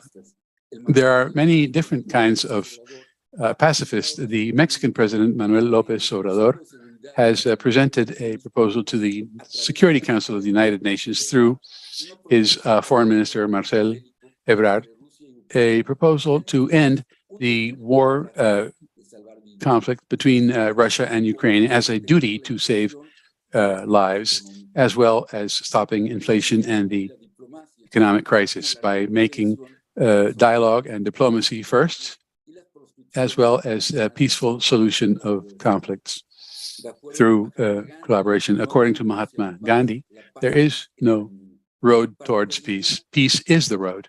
In conclusion, it is necessary for organized society worldwide ally against war and its deadly consequences. It is required for workers the world around, ally for life and peace. It is necessary that we become deeply aware of the means to eliminate a nuclear or chemical war which would end life as we know it and would risk the continuing existence not only of the human species but other animal species as well, existences which are in themselves already a miracle in the universe. I would like to take this opportunity to announce the creation of a society for peace and development, an organization in which we will be sharing and exchanging points of view to benefit peace and development worldwide. That's thank you. Well, thank you very much, Dr. Rodolfo Ondarza. What you say is true. The nearly unlimited ability of humans to commit mistakes needs to be considered, but as it is also true, there's an even more unlimited and higher capacity to do good. The human being is endowed with the capacity for creativity and love of neighbor, which has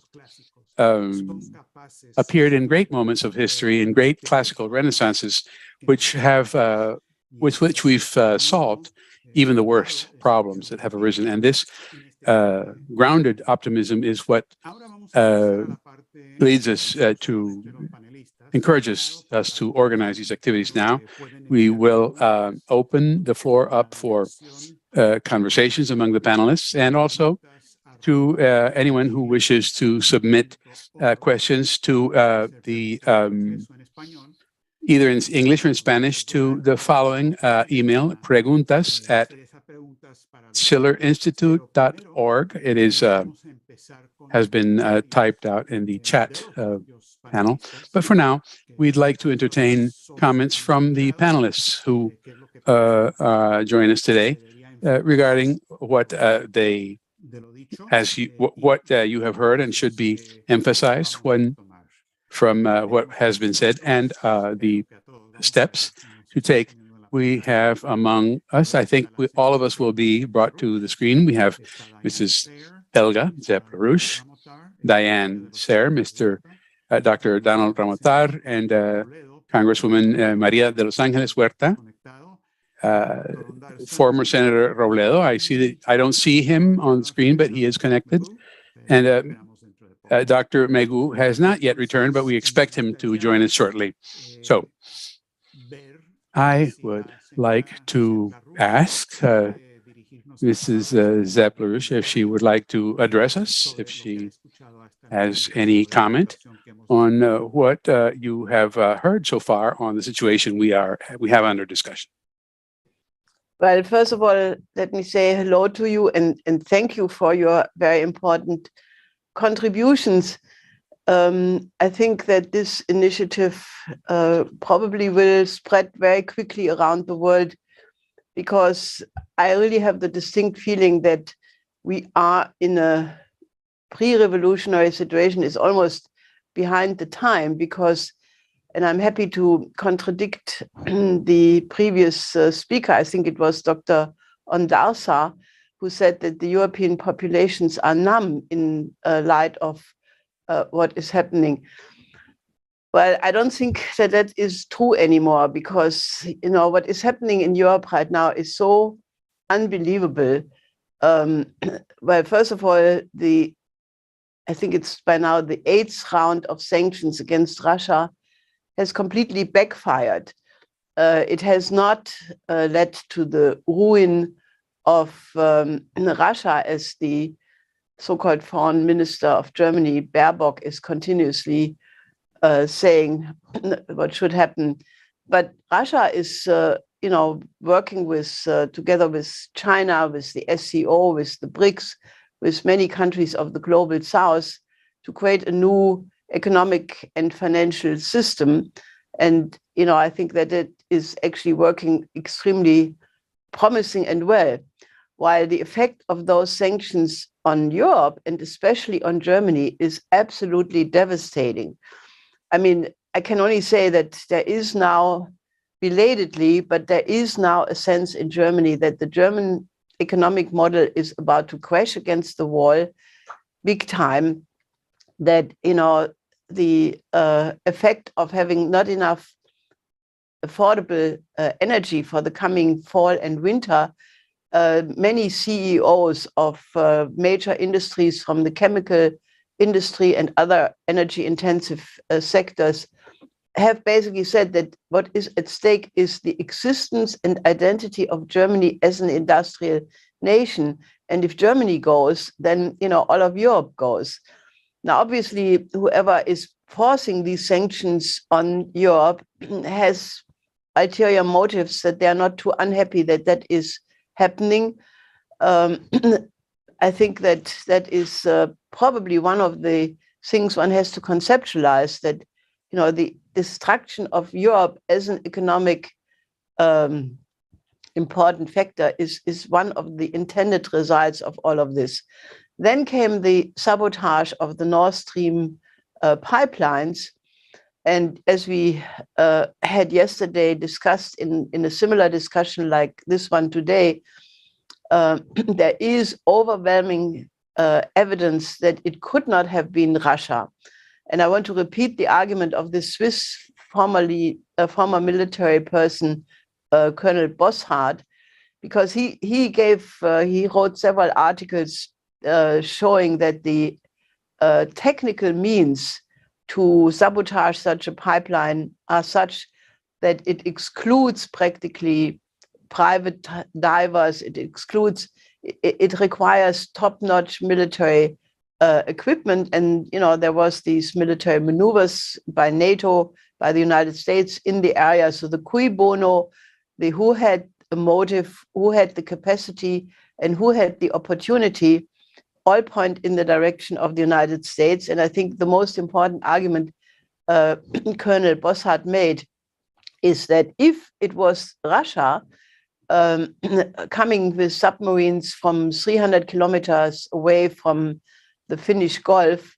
then without NATO noticing it, then it would prove such an overwhelming superiority in terms of seabed warfighting that it would, basically make the Ukraine war relatively unimportant by the implication of what it would mean if Russia had such a superior capacity. So these are all questions which are extremely interesting. Now, what you should know is that the German population, especially in East Germany, but also in Belgium, in Holland, in France, in Italy, had just started to go into major demonstrations demanding, especially in Germany, demanding the opening of Nord Stream 2 in order to alleviate the energy crisis, and that the sanctions against Russia must be ended. So then came the sabotage, and there were already headlines saying, basically now the demonstrations have become useless because, there is no way how you can reopen the Nord Stream 2.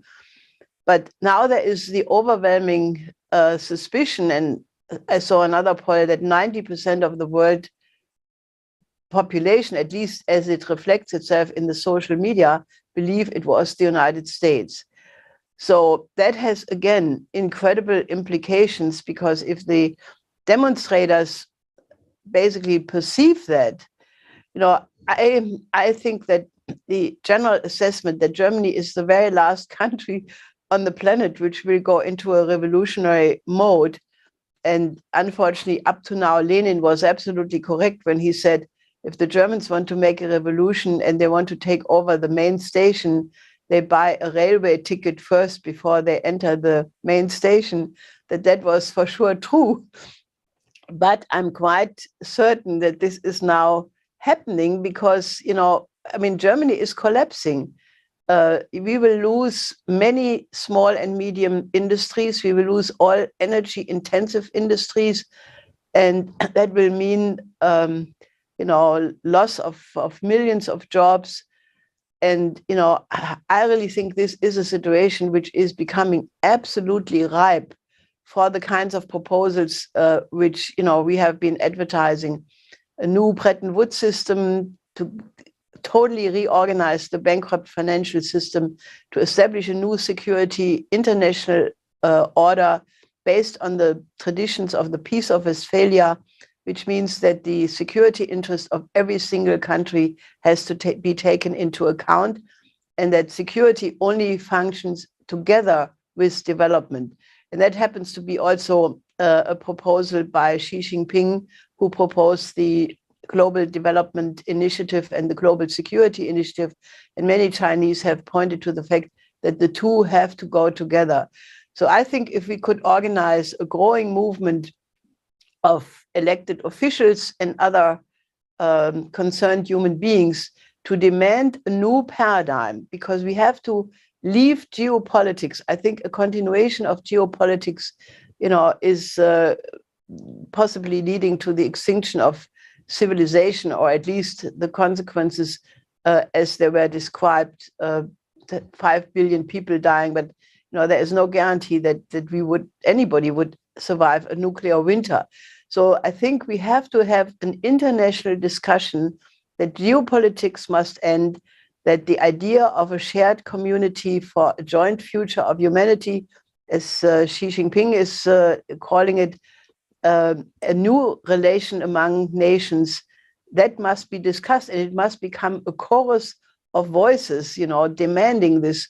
Because the humanity of the majority of humanity has to have a voice. And I think that given the fact that the UN has only functioned to a certain extent, but in large parts not, I think that we need to have such an international outcry and discussion. I mean, that's all I wanted to say for now, but I think we are really in a revolutionary period.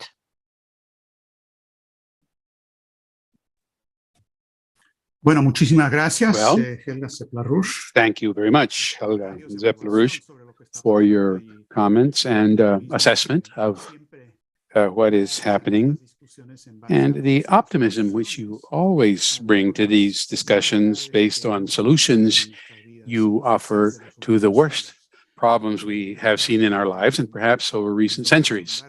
I see that Dr. Ondarza is with us. If we could please bring him to the main screen with the panelists. I'd like to ask any of you who wishes to make a comment before moving on to questions and answers properly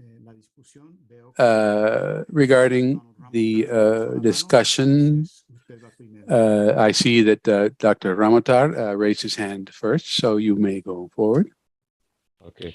Just a slight correction. I'm not Doctor, I'm just Donald Ramatar. I think one of the things I've been hearing from a few of the commentators just now is the issue of speaking about, we all know that war is reprehensible and it's a terrible thing and it's loss of life and no one wants that type of thing. And some people mentioned that they were against Russia going into Ukraine. But I asked, what option did they have? What option? I mean, the option to me was that that they did nothing and continued talking, and they were talking since 1990, and continue talking, and then have a reality with NATO being on their borders. And then, if they tried to do something, then it means that they would have have to fight NATO as a whole, which would it would have been far more catastrophic. I think that my own view is that Russia did not have a choice. It was either did nothing or have NATO on their border. It was a win-win situation for NATO. If Russia didn't do anything, then NATO would be right on their border, not 90 miles away, as Cuba was from the United States, but on their borders. The second, I think we have to be clear about these things, because in my view, when you make these type of concessions, we are weakening our own stance to fight for peace. And the other option too is, if Russia did what they did, it was beneficial to NATO too, because NATO wants, the whole idea is to crush Russia. And by doing that, you can see that their sanctions were well prepared. They called it the mother of all sanctions. They had all of that ready, prepared, and they want to bleed. One of the reasons that this war might probably go on for some time, and why we have to make our voices heard even stronger, because they want to have this war going on for a long time to really bleed Russia white in this type of situation. So those were the two options that Russia had, and in my view, they took the less of the evil at that point in time. The other point I would like to make is the quality of leadership in our world today. I think that's very important to focus on. And it's terribly disappointing with the leadership in Europe, because Europe knows what was taking place was wrong, and they played along with it. In 2008, when President Bush proposed to take Ukraine into NATO, Chancellor Merkel was against it, and she spoke out very strongly against it. She went so far to say that Russia cannot accept such a thing happening. But yet, under pressure, she caved in and voted for it. And we see in 2015, the proposal that the Minsk Treaty, which would have allowed more autonomy to the Russian-speaking areas of Donetsk and Luhansk, that Germany and France obviously agreed with it, and that is why they agreed to be part of to be guarantor of this agreement. but they did nothing when they came under pressure and allow it to collapse and to allow the situation to be the way that it is reaching now. And very clearly too, they knew that a war would have been, I think they all had a very good idea that a war in Europe would have been affecting everyone in Europe in particular, and everyone in the world in the final analysis, but immediately more for Europe. But yet they did not stand up and take a stance to try to stop that from happening. And I think that our world today, there's so many other aspects that we have to. A lot of our leaders are now being built by the television. I mean, if I look at the United States elections campaign, at all the time, the main thrust of both parties when they're fighting for the presidency is who is more tough than the other, who can push the button in the midnight if they're called upon to do so, who will be tough against this country or that country. And there is no president coming up into the United States, which is the most powerful country in the world, and which all of us have to take an interest in what is happening there, because what happens in the United States really determines what happens in the rest of the world. And there is no president, nobody's campaigning on the basis of peace, on the basis of ending some of the inequalities and so forth that exist. All of them are campaigning on the question of who is tougher than whom. And we seem to be hitting the bottom of the barrel when it comes to the quality of the leadership in many of these very most important countries in the world. So just to conclude, I would say that I think we cannot be purely diplomatic and not want to call a spade a spade. I think that the situation is too dire to be left without saying things as frankly as they are. And the blowing up of the pipeline, and which all indications are that it came from the United States, they have the most to benefit from. They will sell their liquidized gas to Europe at probably higher price. The corporation will make far more money, and at the same time they remove an important option from Russia to bargain with Europe to try to end this war. So I think that the things are too really dire to just stick in, blaming, even if you blame one side less than the other. But I think it's time to just let us face facts and speak truth as it is. Thank you.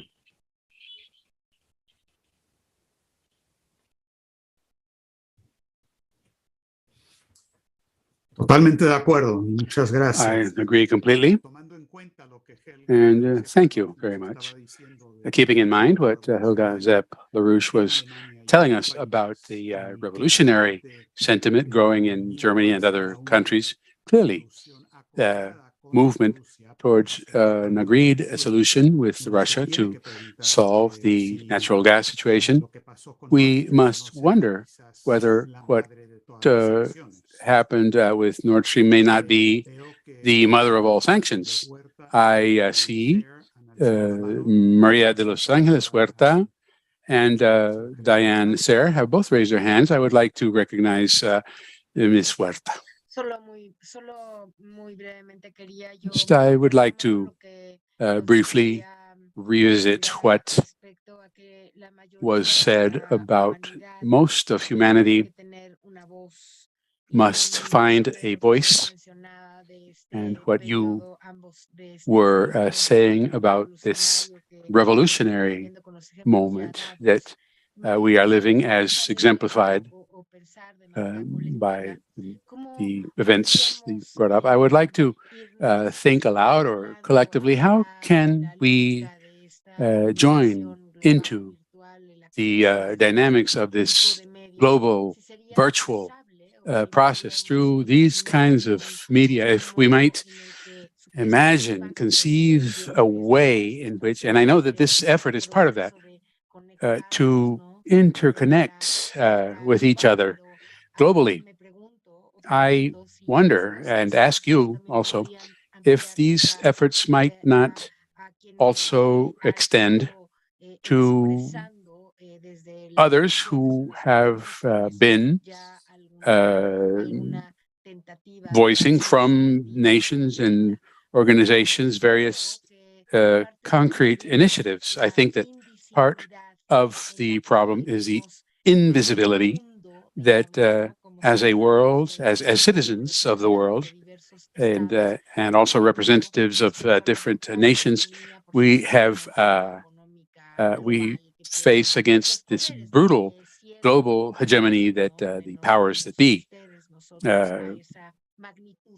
No one is immune to the magnitude of these global powers, not even we, but global citizens' power, if I can call it that. Global citizens' power has not yet had the opportunity to make our voices known in a large scale, visible, audible way.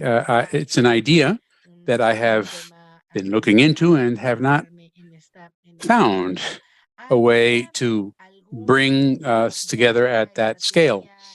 Might there be a strategy or some kind of proposal on the basis of which we could begin to look ahead as a global citizenry? I know that the New World Order leans in that direction, not so much that there is an exact idea of what to do, but rather I ask how, in which manner can we grow this global communication network among the various groupings that are already involved in this dynamic. I would like to make this address this question directly to Helga or anyone else who would like to answer. Thank you. Okay, very well. Helga, then we will give you first dibs as this question was addressed to you, and then anyone else can join in. Well, I don't have a technical answer, but I can only say that we have reached the point, and I have said this many times in the last several years, where we have to go to a new paradigm of thinking. And the example I have made, that if you look at the change in paradigm in Europe from the Middle Ages to the modern time, which was characterized by the Italian Renaissance, the axioms of thinking in the Middle Ages were Aristotelianism, scholasticism, witchcraft belief, superstition, all of these things. And then came, this was the dark age of the 14th century, and then came the Italian Renaissance, which was a combination of going back to the Greek classic, but also having new ideas like those of Nicolaus of Cus, who introduced a completely new way of thinking, which was also the coincidence of opposite thinking in terms of that the human mind is able to form on a higher level, thinking a one, which has a higher power than the many. Now, this is a very revolutionary idea, which I think led to the Peace of Westphalia, because it enabled people to conceptualize the one humanity over all ethnic and national conflicts. With it went the idea of the unlimited perfectibility of the human being, of the role of science and technology in the improvement of the living standard, an increase of urbanization. So if you compare the axioms of thinking of the Middle Ages, scholasticism, superstition, and so forth, with those of the beginning of modern times, it's a qualitative, complete change of the axioms. And I'm only using that as a pedagogical reference to say that we need a change in the paradigm of thinking like that today. If you think that the present geopolitical confrontation is based on zero-sum game, on one wins, the others lose, all of these things which are operating right now. We need to really move to a new paradigm of thinking the one humanity first, and then after that, national interests have their legitimate reason to be. And I think that is something we have to discuss. You know, I think if we would generate many conferences in what is required to guarantee the long-term survivability of the human species, and which are the concepts which absolutely have to be corrected before it is too late. I think we need such an international discussion because of the control of the media in the United States and in Europe. Such a discussion does not take place. At least it doesn't take place in any publicly known way. But I think among those thinking individuals who are concerned about how mankind gets out of this crisis, I think we could initiate such a discussion process in many countries and involve all of these groups. Because I think what we have to arrive at, and that is also an idea of Friedrich Schiller, who always said that there is no contradiction between being a world citizen and being a patriot. And I think that identity is something what we have to lead people to, because once people start to think that it's okay to be a patriot, but never in the form of one country first, or that my country is exceptional and that all the other countries are less exceptional. I think these are the ideas which, you know, unless they have a very high standard in terms of care and love, are really the seed of destruction. So my short answer would be, you know, to initiate such a discussion process where people consciously say, okay, I'm a world citizen first and a patriot second, and the two must never be in a contradiction. So then one could think about, you know, sort of consultative process, you know, involving more and more people. I have not thought it out because you made this proposal just now and I'm reacting spontaneously to it. But I think we have to think about a way of solving that problem, because, you know, I think to give people a voice, and the United Nations General Assembly was supposed to be that, it only functions to a certain extent. So that is my short answer. Bueno, muchísimas gracias. Diane, sir, sé que tienes la mano alzada, pero... Thank you very much, Diane, sir. I know that you raised your hand. Also, Dr. Ondarza has raised his hand. I know that Senator Robledo, I don't know if he is joined, but I do know that he has various ideas on this question regarding how to expand our effect and activities. If he is not present at this time, we will wait for him to join us later, and we will now recognize Diane Sayre, after whom we will listen to Dr. Ondarza. Diane, go ahead.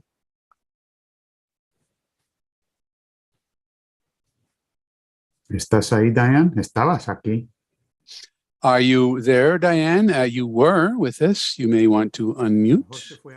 Manifestación política en las calles de Nueva York en contra. Maybe she's at another demonstration, the New York streets against our beloved opponent. Well, until she returns, we will yield the floor to Dr. Ondarza. Go ahead. Oh, thank you.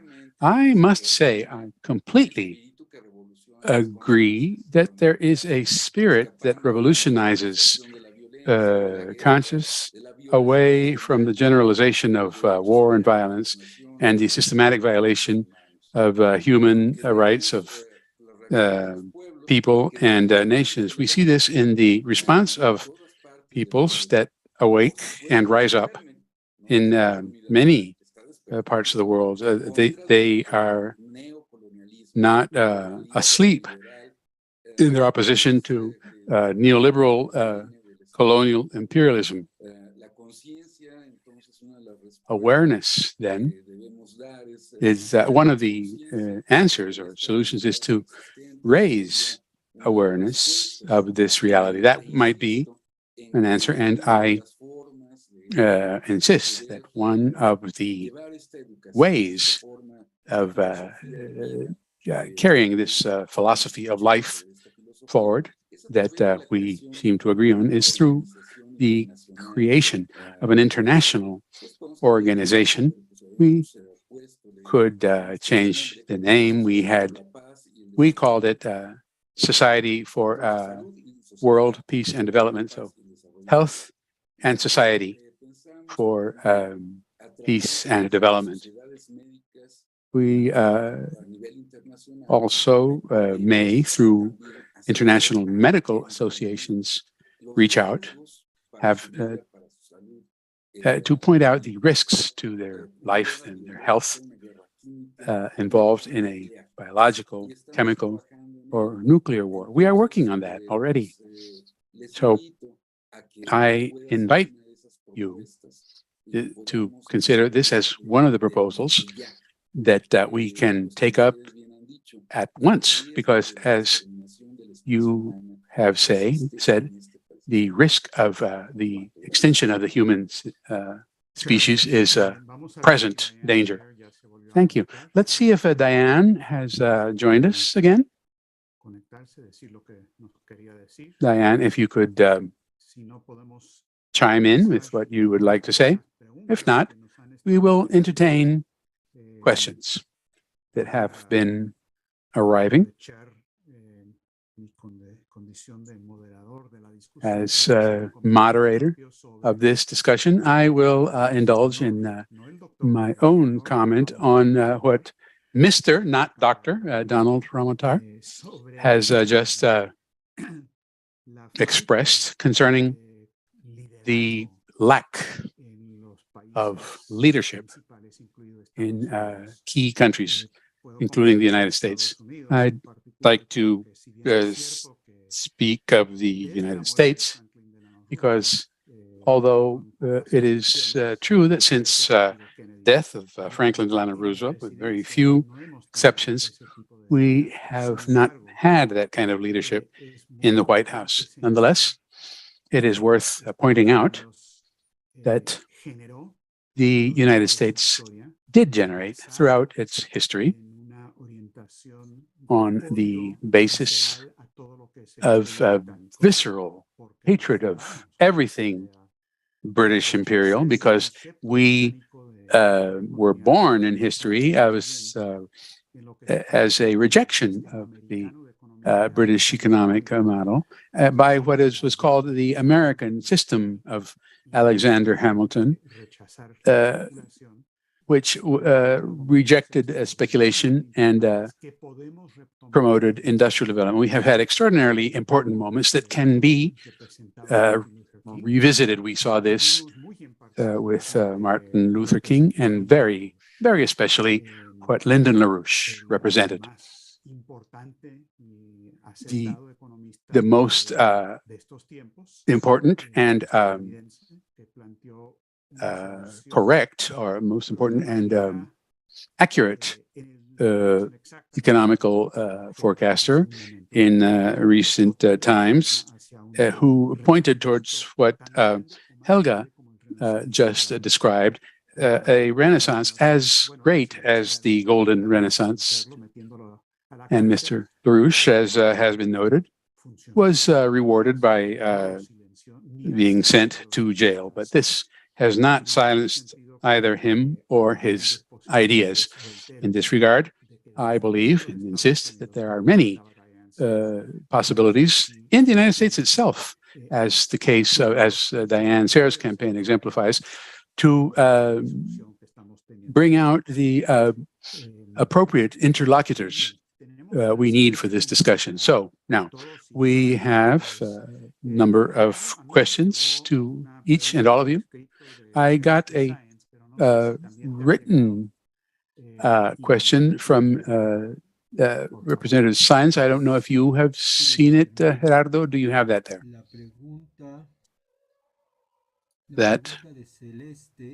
Celeste's question. Can you read it, please? Yes. It's not on my screen. Oh, I see. I see Diane appears to have come back, but let's go forward with this question, and we will give Diane her. She is the General Director of the Journalists Association of Mexico. The question is addressed to Mr. Ramatar as well as Congresswoman Huerta. It's a brief question. Do you feel that the spirit of Bandung can be revived in time to bring the new non-aligned countries into cooperation with Russia and China? Who would like to jump in? Well, I can, if briefly, if you don't mind. I think precisely what is happening here today can spark this kind of a meeting, can give rise to a resurgence of that spirit, which I repeat this idea because it seems to me a very important idea that as citizens of the world, we need to consider collective action in a world effort to propose specific steps that are aimed not only through our respective government representatives, but we as citizens directly, because representativity has been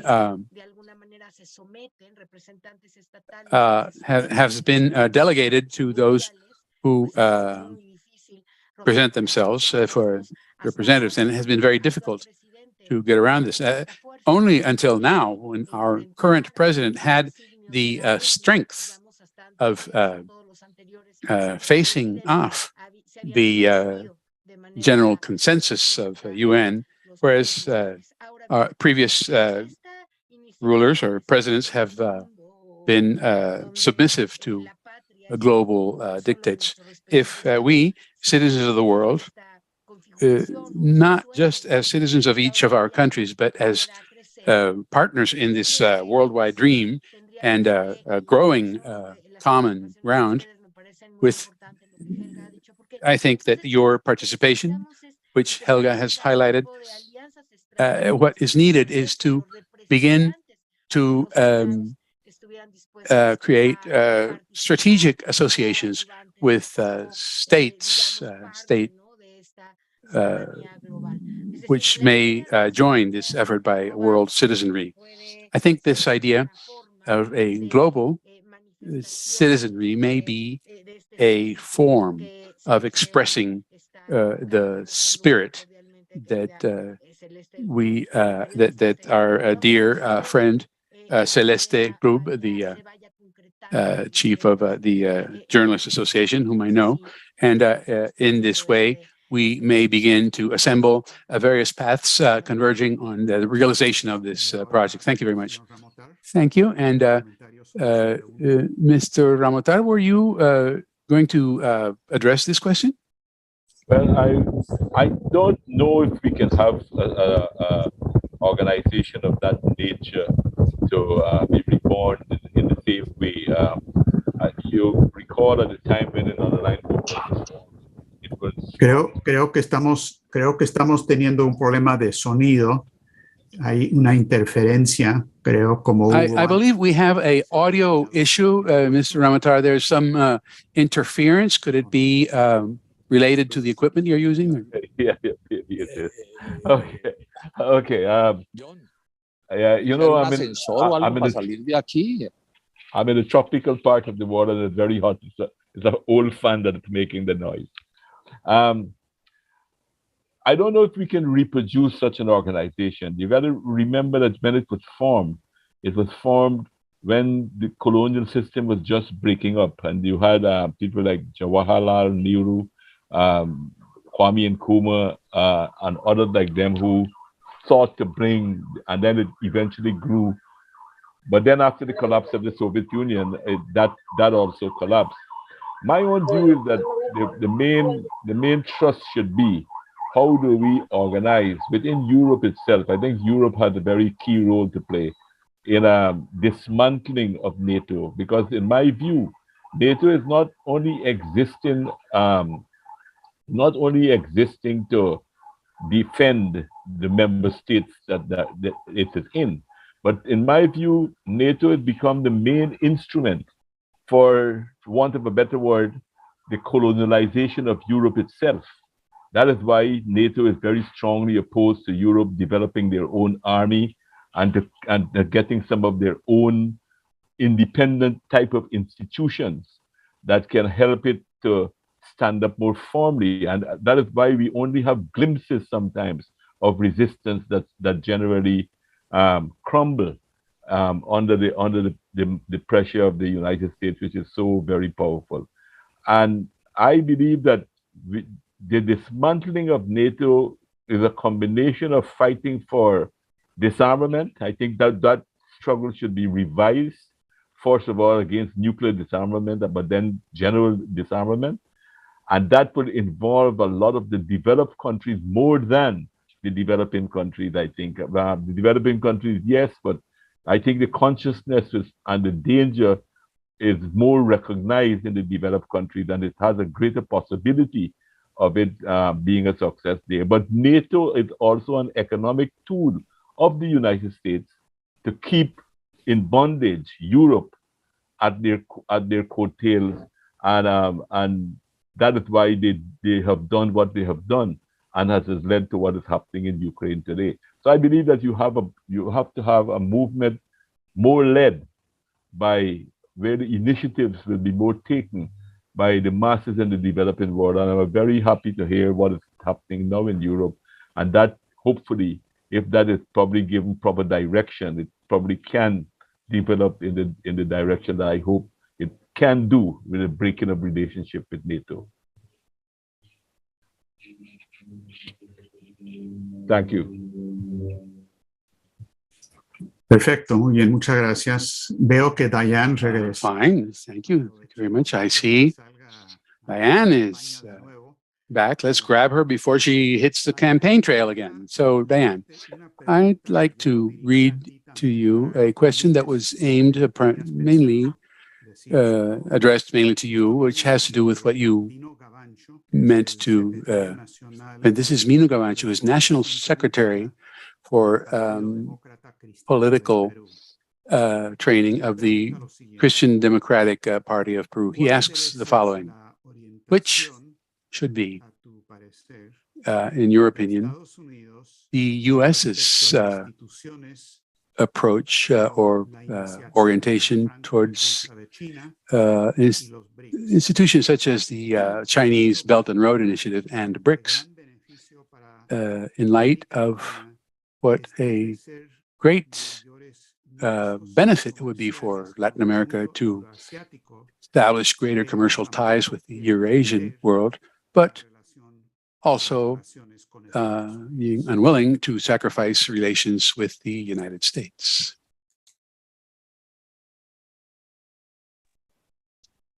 Well, I think the United States, I mean, first of all, because the policy of the Belt and Road was really revived, I'll put it that way. You had the ancient Silk Road in China, but was really revived by this partnership of Helga and Lyndon LaRouche, an American. And really nothing would be more natural for the United States in its actual identity to be involved. And I will say also, we had two presidents assassinated, Garfield and McKinley, who were very intent on having a partnership between Northern and Southern America, this part of the world, transcontinental railway projects, for example. And in fact, McKinley was assassinated in Buffalo, New York, when he was addressing a conference of a Pan-American exposition. So I think this natural friendship between our continents has to really be cultivated and developed. And I want to go back to, because unfortunately I had to dash out for a minute, but what former President Ramatar said about the leadership in the West and about the bind that Putin was in, where really there was no other course of action. I think he took perhaps the lesser of two evil ways by taking the action that he did, that it wasn't merely that Putin's treaty proposals at the end of 2021 were ignored, but it was as if the West took it as a roadmap. Here are the red lines, and we are going to cross them to ensure that we get the conflagration. In other words, really evil.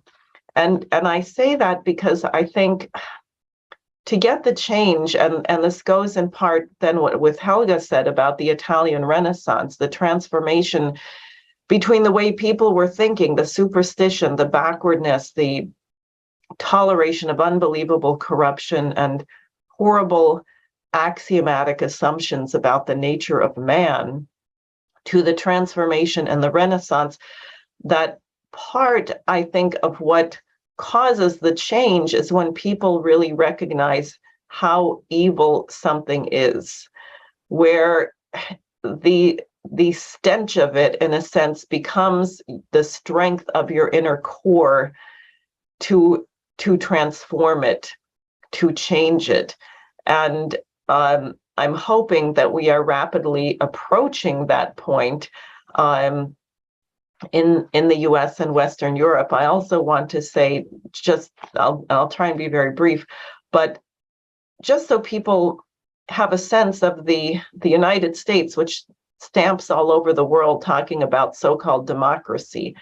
I'm not a major party candidate. I am an independent candidate, and the state of New York made a law that if you were not with the two major parties, the petitioning requirements for you are triple what they are for everybody else. And we had minor parties with which people may be familiar, Libertarian, Green, Independents. They made a requirement from 15,000 signatures in 6 weeks to, for an independent or minor party, 45,000 in 6 weeks. And you realize the difficulty when you're a minor party, you have no media, no money, you don't exist in effect. And my campaign was the only one that succeeded, and I got 66,000 signatures. And I made the major issue of my petitioning campaign the issue of nuclear war. I said, this is the issue. This is what I'm running on. We cannot have a nuclear war. So the fact that we got that response, I did not pay people, to this, I think indicates what's there under the surface, but also the incredible lengths that they will go to suppress an independent voice. But my intention is it's not going to work. And I think that's what all of our intention is, or we wouldn't be here together today.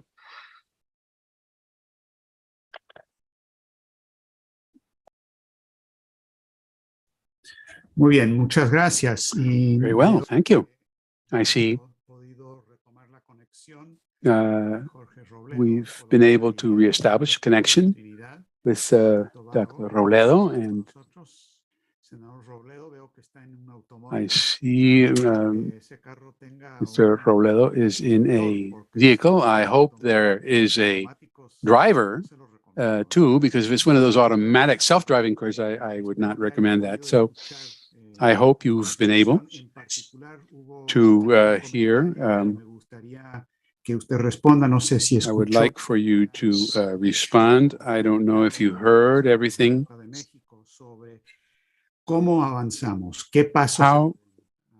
Which way do we go? How do we move forward?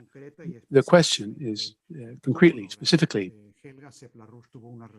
how Helga Zeplerush gave an answer to that, but I know because of conversations between you and me, it's a topic that you have thought about, and we would like to hear your contribution to the topic. Oh, thank you, Dennis. I don't. Can you hear me?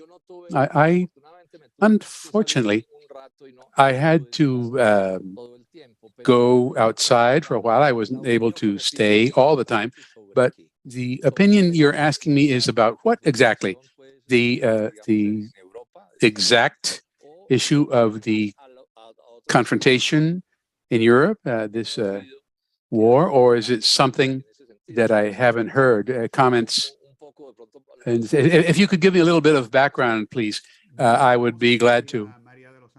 Well, let's ask Congresswoman Huerta to repeat her previous inquiry because it was her concern. Well, what I was asking is whether some kind of initiative is already in place, or is there a possibility or some kind of organization of citizens on a global scale that is citizens organize nation by nation, but at the same time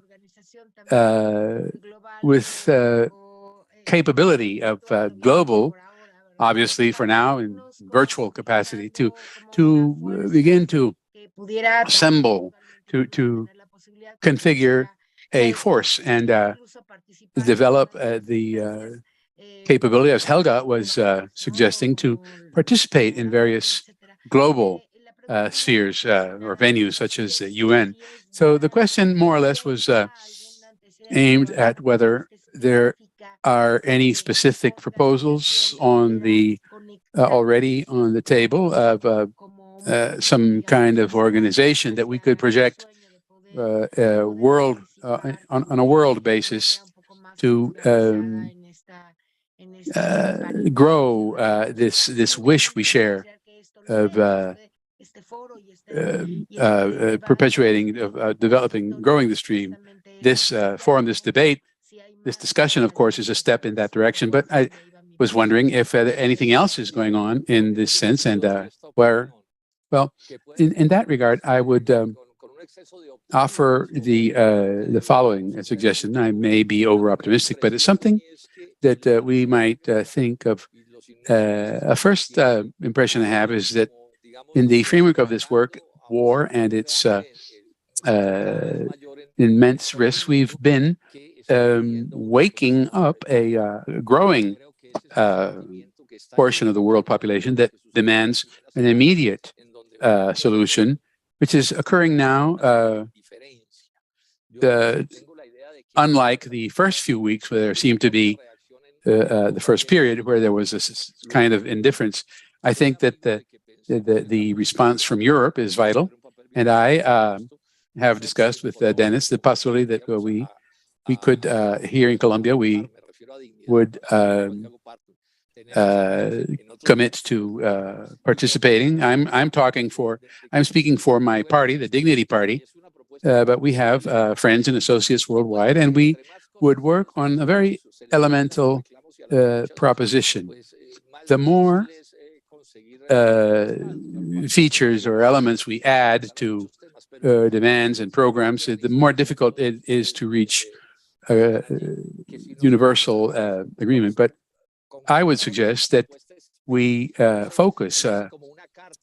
concentrate our attention on a specific proposal, a declaration or a letter with that would serve to unify the world around a clear idea that this conflict needs to be resolved without increasing the nuclear and military threat to anyone.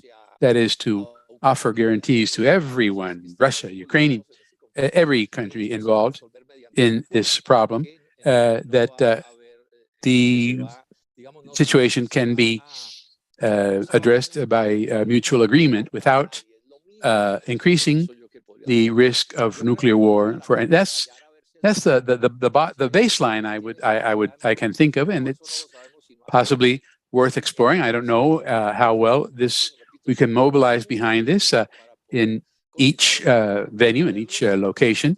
We would do what we can to spread this throughout the Americas.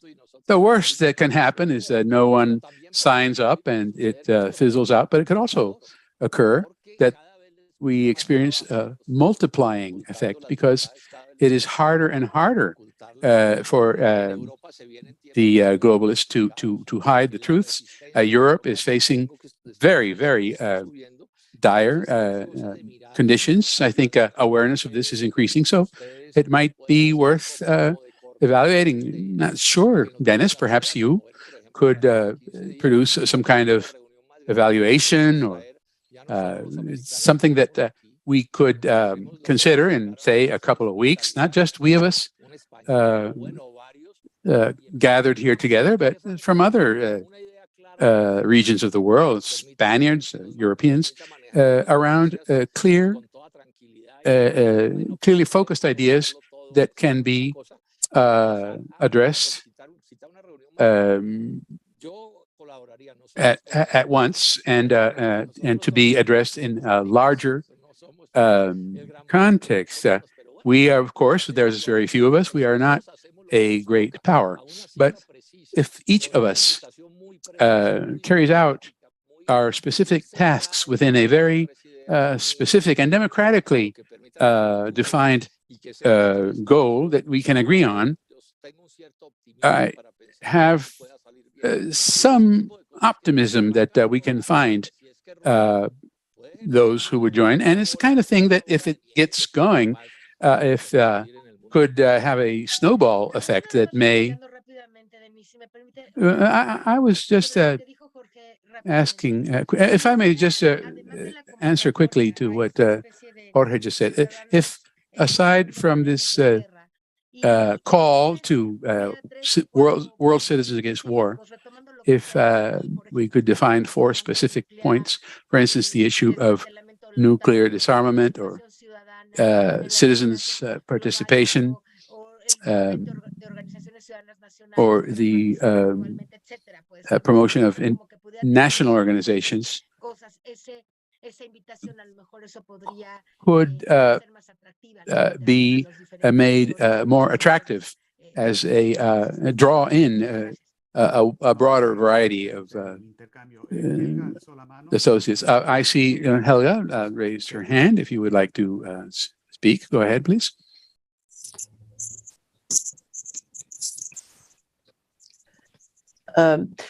Well, yes, I think that is going in the right direction, but I want to point to the fact that, when it became clear that the war in Ukraine would not be settled with negotiations after the intervention of Boris Johnson, the Schiller Institute conducted a whole series of conferences since April. The first of this was on April 9th, and there the whole focus was to create a new international security architecture. And I think I would like to really propose that be the focus of discussion, because disarmament alone, as important as it is, will not solve the problem. Because if you look at the problem of geopolitics, you have right now, even the concept of multipolarity is not solving the problem, because then you have different multipolar centers in a geopolitical confrontation against each other. And some stupid people in Europe want now to have the European army as an independent force against Russia, against China, even against the United States. This is not good enough. We need to have a new paradigm. And what we discussed in these conferences with very high level representation is the idea to put on the agenda an international security and development architecture in the tradition of the Peace of Westphalia. And I think that is the one historical model which ended 150 years of religious war. And it could do that because the different parties realized that if they would continue the war, there would be nobody to enjoy the victory because everybody would be dead. And that's exactly the situation we have today if it comes to nuclear war. And then they were sitting down for 4 years negotiating, and they worked out the Treaty of the Peace of Westphalia, which had very important principles. The first one being, for the sake of peace, all crimes of the one or the other side have to be forgotten. Second principle, and I'm now paraphrasing it with my own words, for the sake of peace, you have to take the interest of the other into account, and all foreign policy has to be based on love. And then the third very important principle was the role of the state in the reconstruction of the post-war rubble field. And that is what led to cameralism in the theory of economics. So I think that the idea that, geopolitics must end and that we need a new international security architecture, which includes Russia, includes China, and all the other so-called autocratic dictatorships, so-called, I think that is a very important concept. And I would like to propose that be the subject of such an effort, which naturally needs to be put in appropriate language so that it is easy to understand. But I really think we have to address the fundamental problem which exists, which is that the European security architecture did not function. When the Soviet Union collapsed, everybody was talking about a European house. Gorbachev was talking about that. Even when President Putin gave his incredibly important speech in the German parliament, in German, he spoke in German in 2001, he was very optimistic that Russia would be part of such a European house. And the next speech he gave in 2007 was already completely bitter because all his proposals were rejected. So I think for the present period of history, the idea of a regional security architecture is burned. Also, I think between North and South America, it's very difficult to think how this conflict, which President Portillo was talking about, that Mexico has only two problems, a historical one and a geographical one. I think that also does not work so well. But if you take the whole world as a whole and say, we have reached a point in history where we have to have a solution which solves the problem of everybody, and the higher plane is that we have to move to, a security order which really takes care of the interest of every single country. I think this would be my modest proposal, that is an idea which is both necessary because it's not just words. You have to do something which really solves the problem, and that is what I would answer you. Muy bien, muchas gracias. El doctor Ondarza. Very well. Thank you very much. Dr. Ondarza has raised his hand. I need to let you all know that we are on the final stretch of this discussion. And I'd like to take this opportunity to suggest that each of you try to summarize your takeaways and points of view coming from this discussion. And we will begin that with Dr. Ondarza's words. Yes, thank you very much, Dennis. I think these are all fabulous ideas in which we don't only need to denounce nuclear war, which is an obvious threat to the human species, but having come out of this COVID-19 pandemic, in which there are two theories concerning its origins. One, that it comes from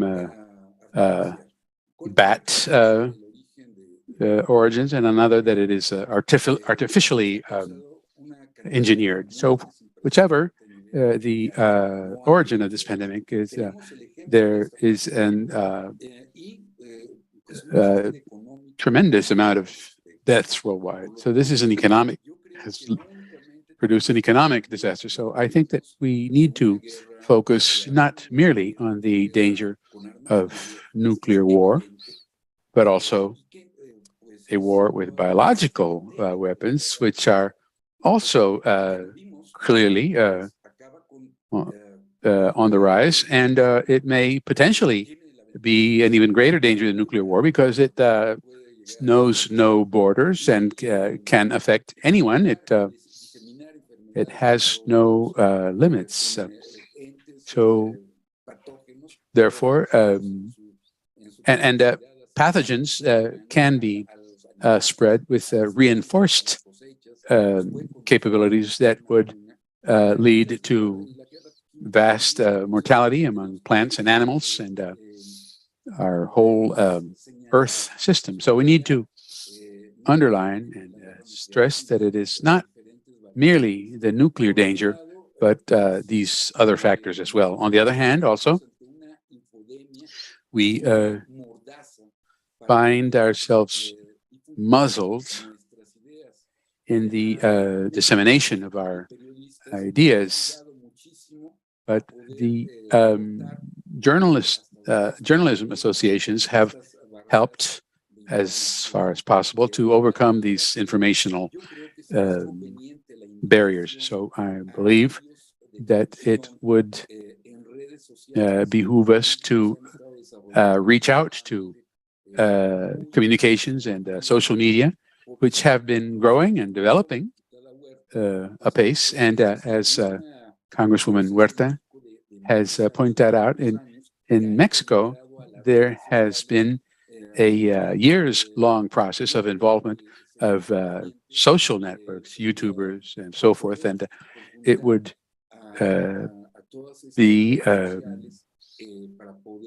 it would help to reach out to all of these social networks with these definitive ideas, which will guarantee the participation of all peoples of all countries, anywhere in the world, whether in Europe, Asia, the Americas, wherever. All of us are already suffering dire economic and social instability results, and which is concentrated. This is the hotspot is Ukraine, but we need to resort to these media and social networks and use them to our advantage as leverage to create a kind of exo brain through social networks, which can break through the containment. And my final thought would be, and it may be repetitive, but truly, biological warfare is a very important factor to keep in mind. Thank you. Okay, thank you. Let's ask Dr. Magoo now if he has any final words to address the various issues. We would be interested in knowing his thoughts. So, like I repeat, we only have about 10 minutes left. Go ahead. Yeah. Thank you. Unfortunately, I missed a bulk of it, but just to reiterate my contribution is that this crisis obviously has to be averted, and the only way it can be averted is through a new diplomacy mechanism, because the old one broke down and produced the crisis.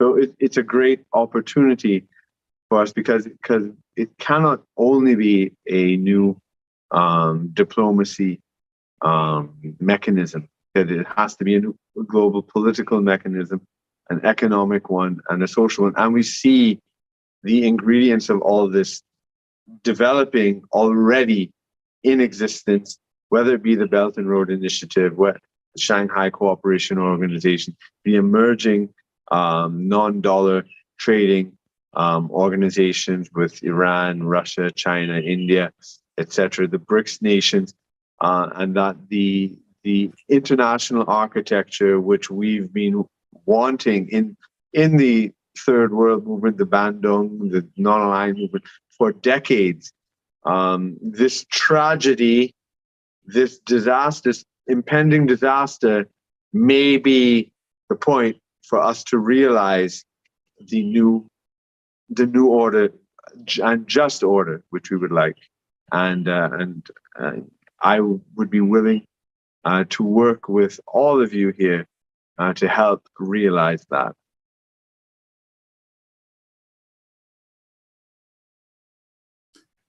Perfecto, muchas gracias.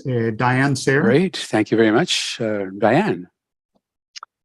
Well, I think we should definitely mobilize around this appeal of the Schiller Institute for a new security and development architecture.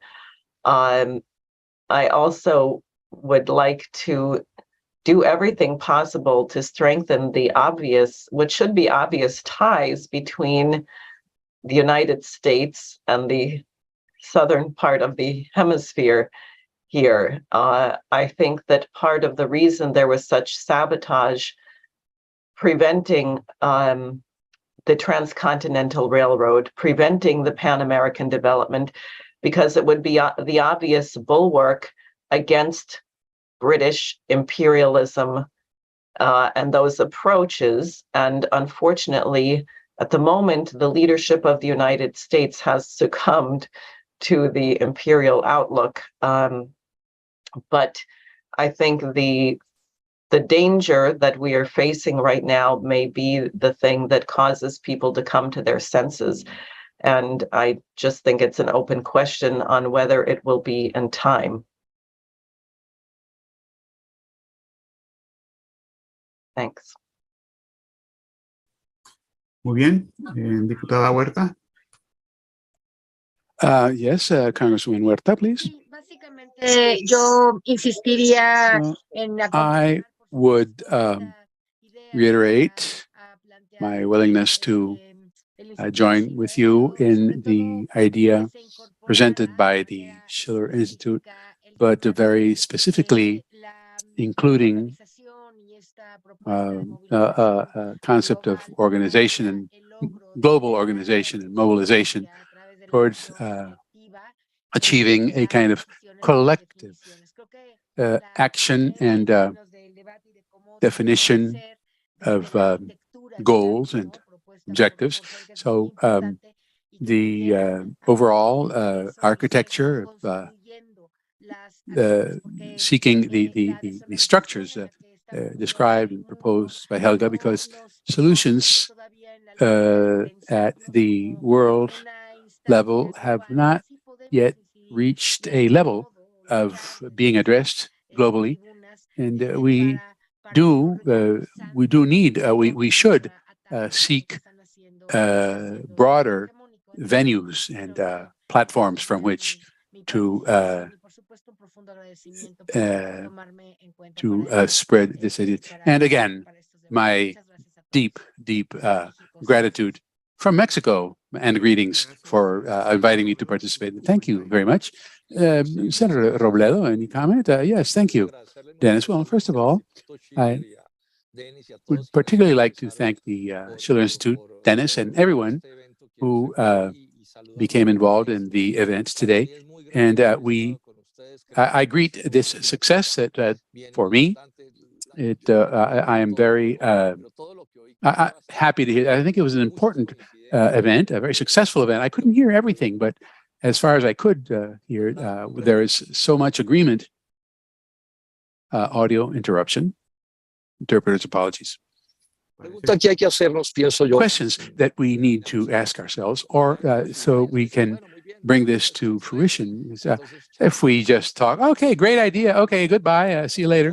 That I am willing, and I speak for my party, to go a step further. What do I suggest? Well, that we should first think that, Dennis, let's Dennis could be someone who could coordinate this on a more informal level until certain ideas can be more clearly and specifically focused, rather than simply having this gathering from Latin America and the Caribbean, but involving also greater participation from the United States and Europe with a clearer idea of specific goals. My experience tells me that if the goals are too many, it is much harder to focus. So we need to define these points in a very specific way with the view of taking further steps ahead. I think that the idea of starting from the Ukraine situation is very appropriate, but we can layer that and add many other things, but things that may fully satisfying our ambitions may be overbroad and more difficult to bring to specific results. But if we continue to discuss together and democratically through dialogue, find these paths to collaboration. And again, I wish to thank Dennis and everyone for this invitation, which I have been very glad to take part in. Well, I do agree that this is only the beginning. Mr. Ramatar. Thank you very much. I more or less agree with all the recommendations that have been made, but I think particularly probably outside of Europe right now, the consciousness is lagging the dangers that exist within the world at this point in time. But this issue also offers us an opportunity to raise the level of consciousness among ordinary people as to the dangers that exist to their very existence, to their very lives. And I think what is needed is the objective that we need to go in towards is to try to create mass movements. And therefore, we should probably try to connect with mass organization on the ground, with like trade unions and farmers organizations. I mean, look at what the farmers organizations accomplish in India, in Holland, in many other places, and so forth. So I think if we can find a way to link some of their own interests with what is actually with the dangers that the wars are posing and many of the policies that exist nowadays are posing, I think that is where we should probably put some attention and try to link with, make this and try to develop it into a mass movement, because that's the only time that you get people to sit up and to listen. I mean, you find the farmers in India, they suffered a long time, but they managed to turn back a law that was very oppressive to them, and that is the kind of movement I think that we should aim at trying to encourage in different countries and to link them together as one massive movement. That would be my contribution. I mean, I don't have any specific recommendation, but in a general way, I think I suggest that Brother Toby probably try to think about what is happening around us right now. Thank you.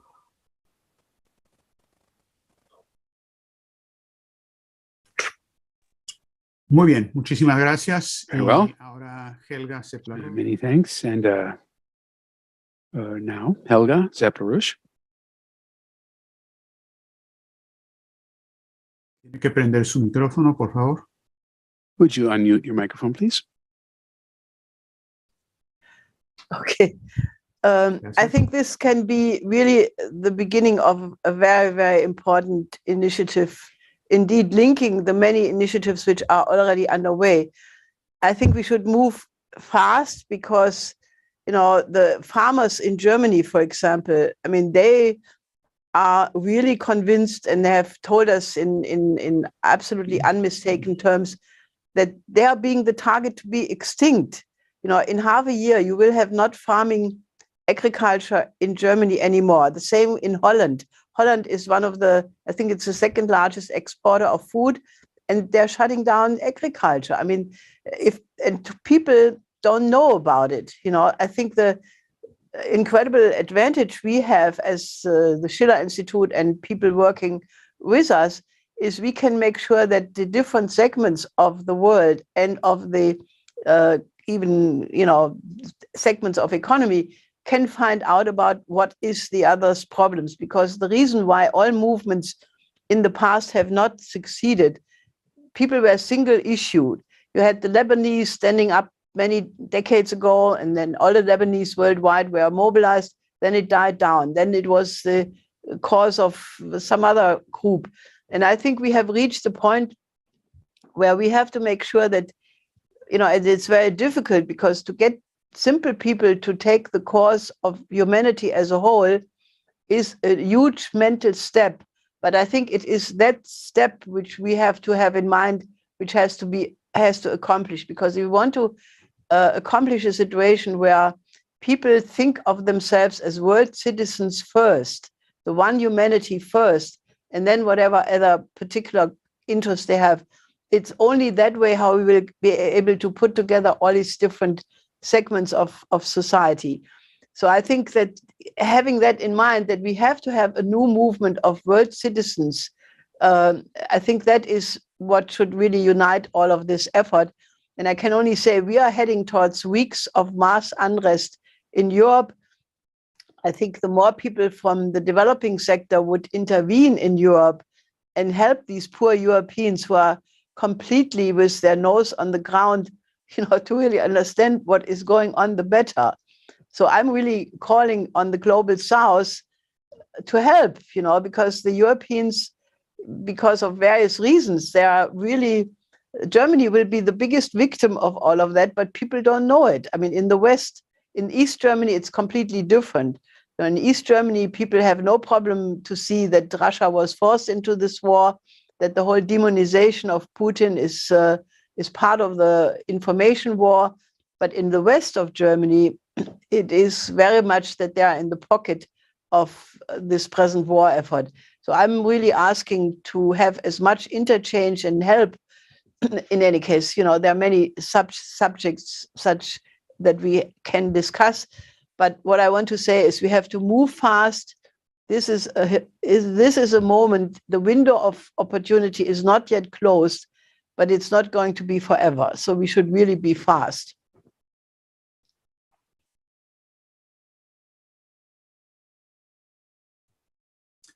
Bien, nos vamos a apurar y vamos a ser muy rápidos. We will hasten and be quick in the following way. I propose that we must change the name we gave this meeting that we've just held, and state rather that this is the first international seminar organized by the Schiller Institute with legislators and former legislators from all the world. And indeed, the proposals that have been brought can be added to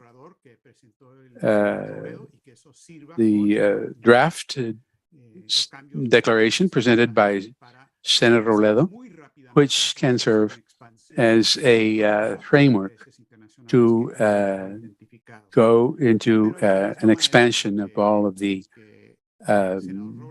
elements that Helga has specified. And now, in as much as Senator Robledo has nominated me as a person to coordinate this, I will accept on the condition that Senator Robledo and Congresswoman Huerta help us as well with this final document. I don't think it will require too much time or negotiations. We all have the same intent, but we do need to clean it up and finish it and do this quickly. I share Senator Robledo's suggestion that we carry out another meeting in 2 weeks very, very quickly. These are not normal times, but what distinguishes us as a species is the ability to change what would otherwise be a sure future of nuclear and biological warfare, which could be the quick destruction of 5-6 billion human beings. So our willingness to get together and organize others pleases me. I'm very glad for what we have achieved so far, not just for their participation, but active, not just a presence, but active participation of Congresswoman Huerta from Mexico, Senator Robledo from Colombia, Dr. Ondarza, and Mr. Ramatar, Mr. Megu, and Helga Zeplerich. Thank you very much, and till we meet again. Thank you very much, and see you soon. Goodbye. Let's meet soon. See you soon. Very well.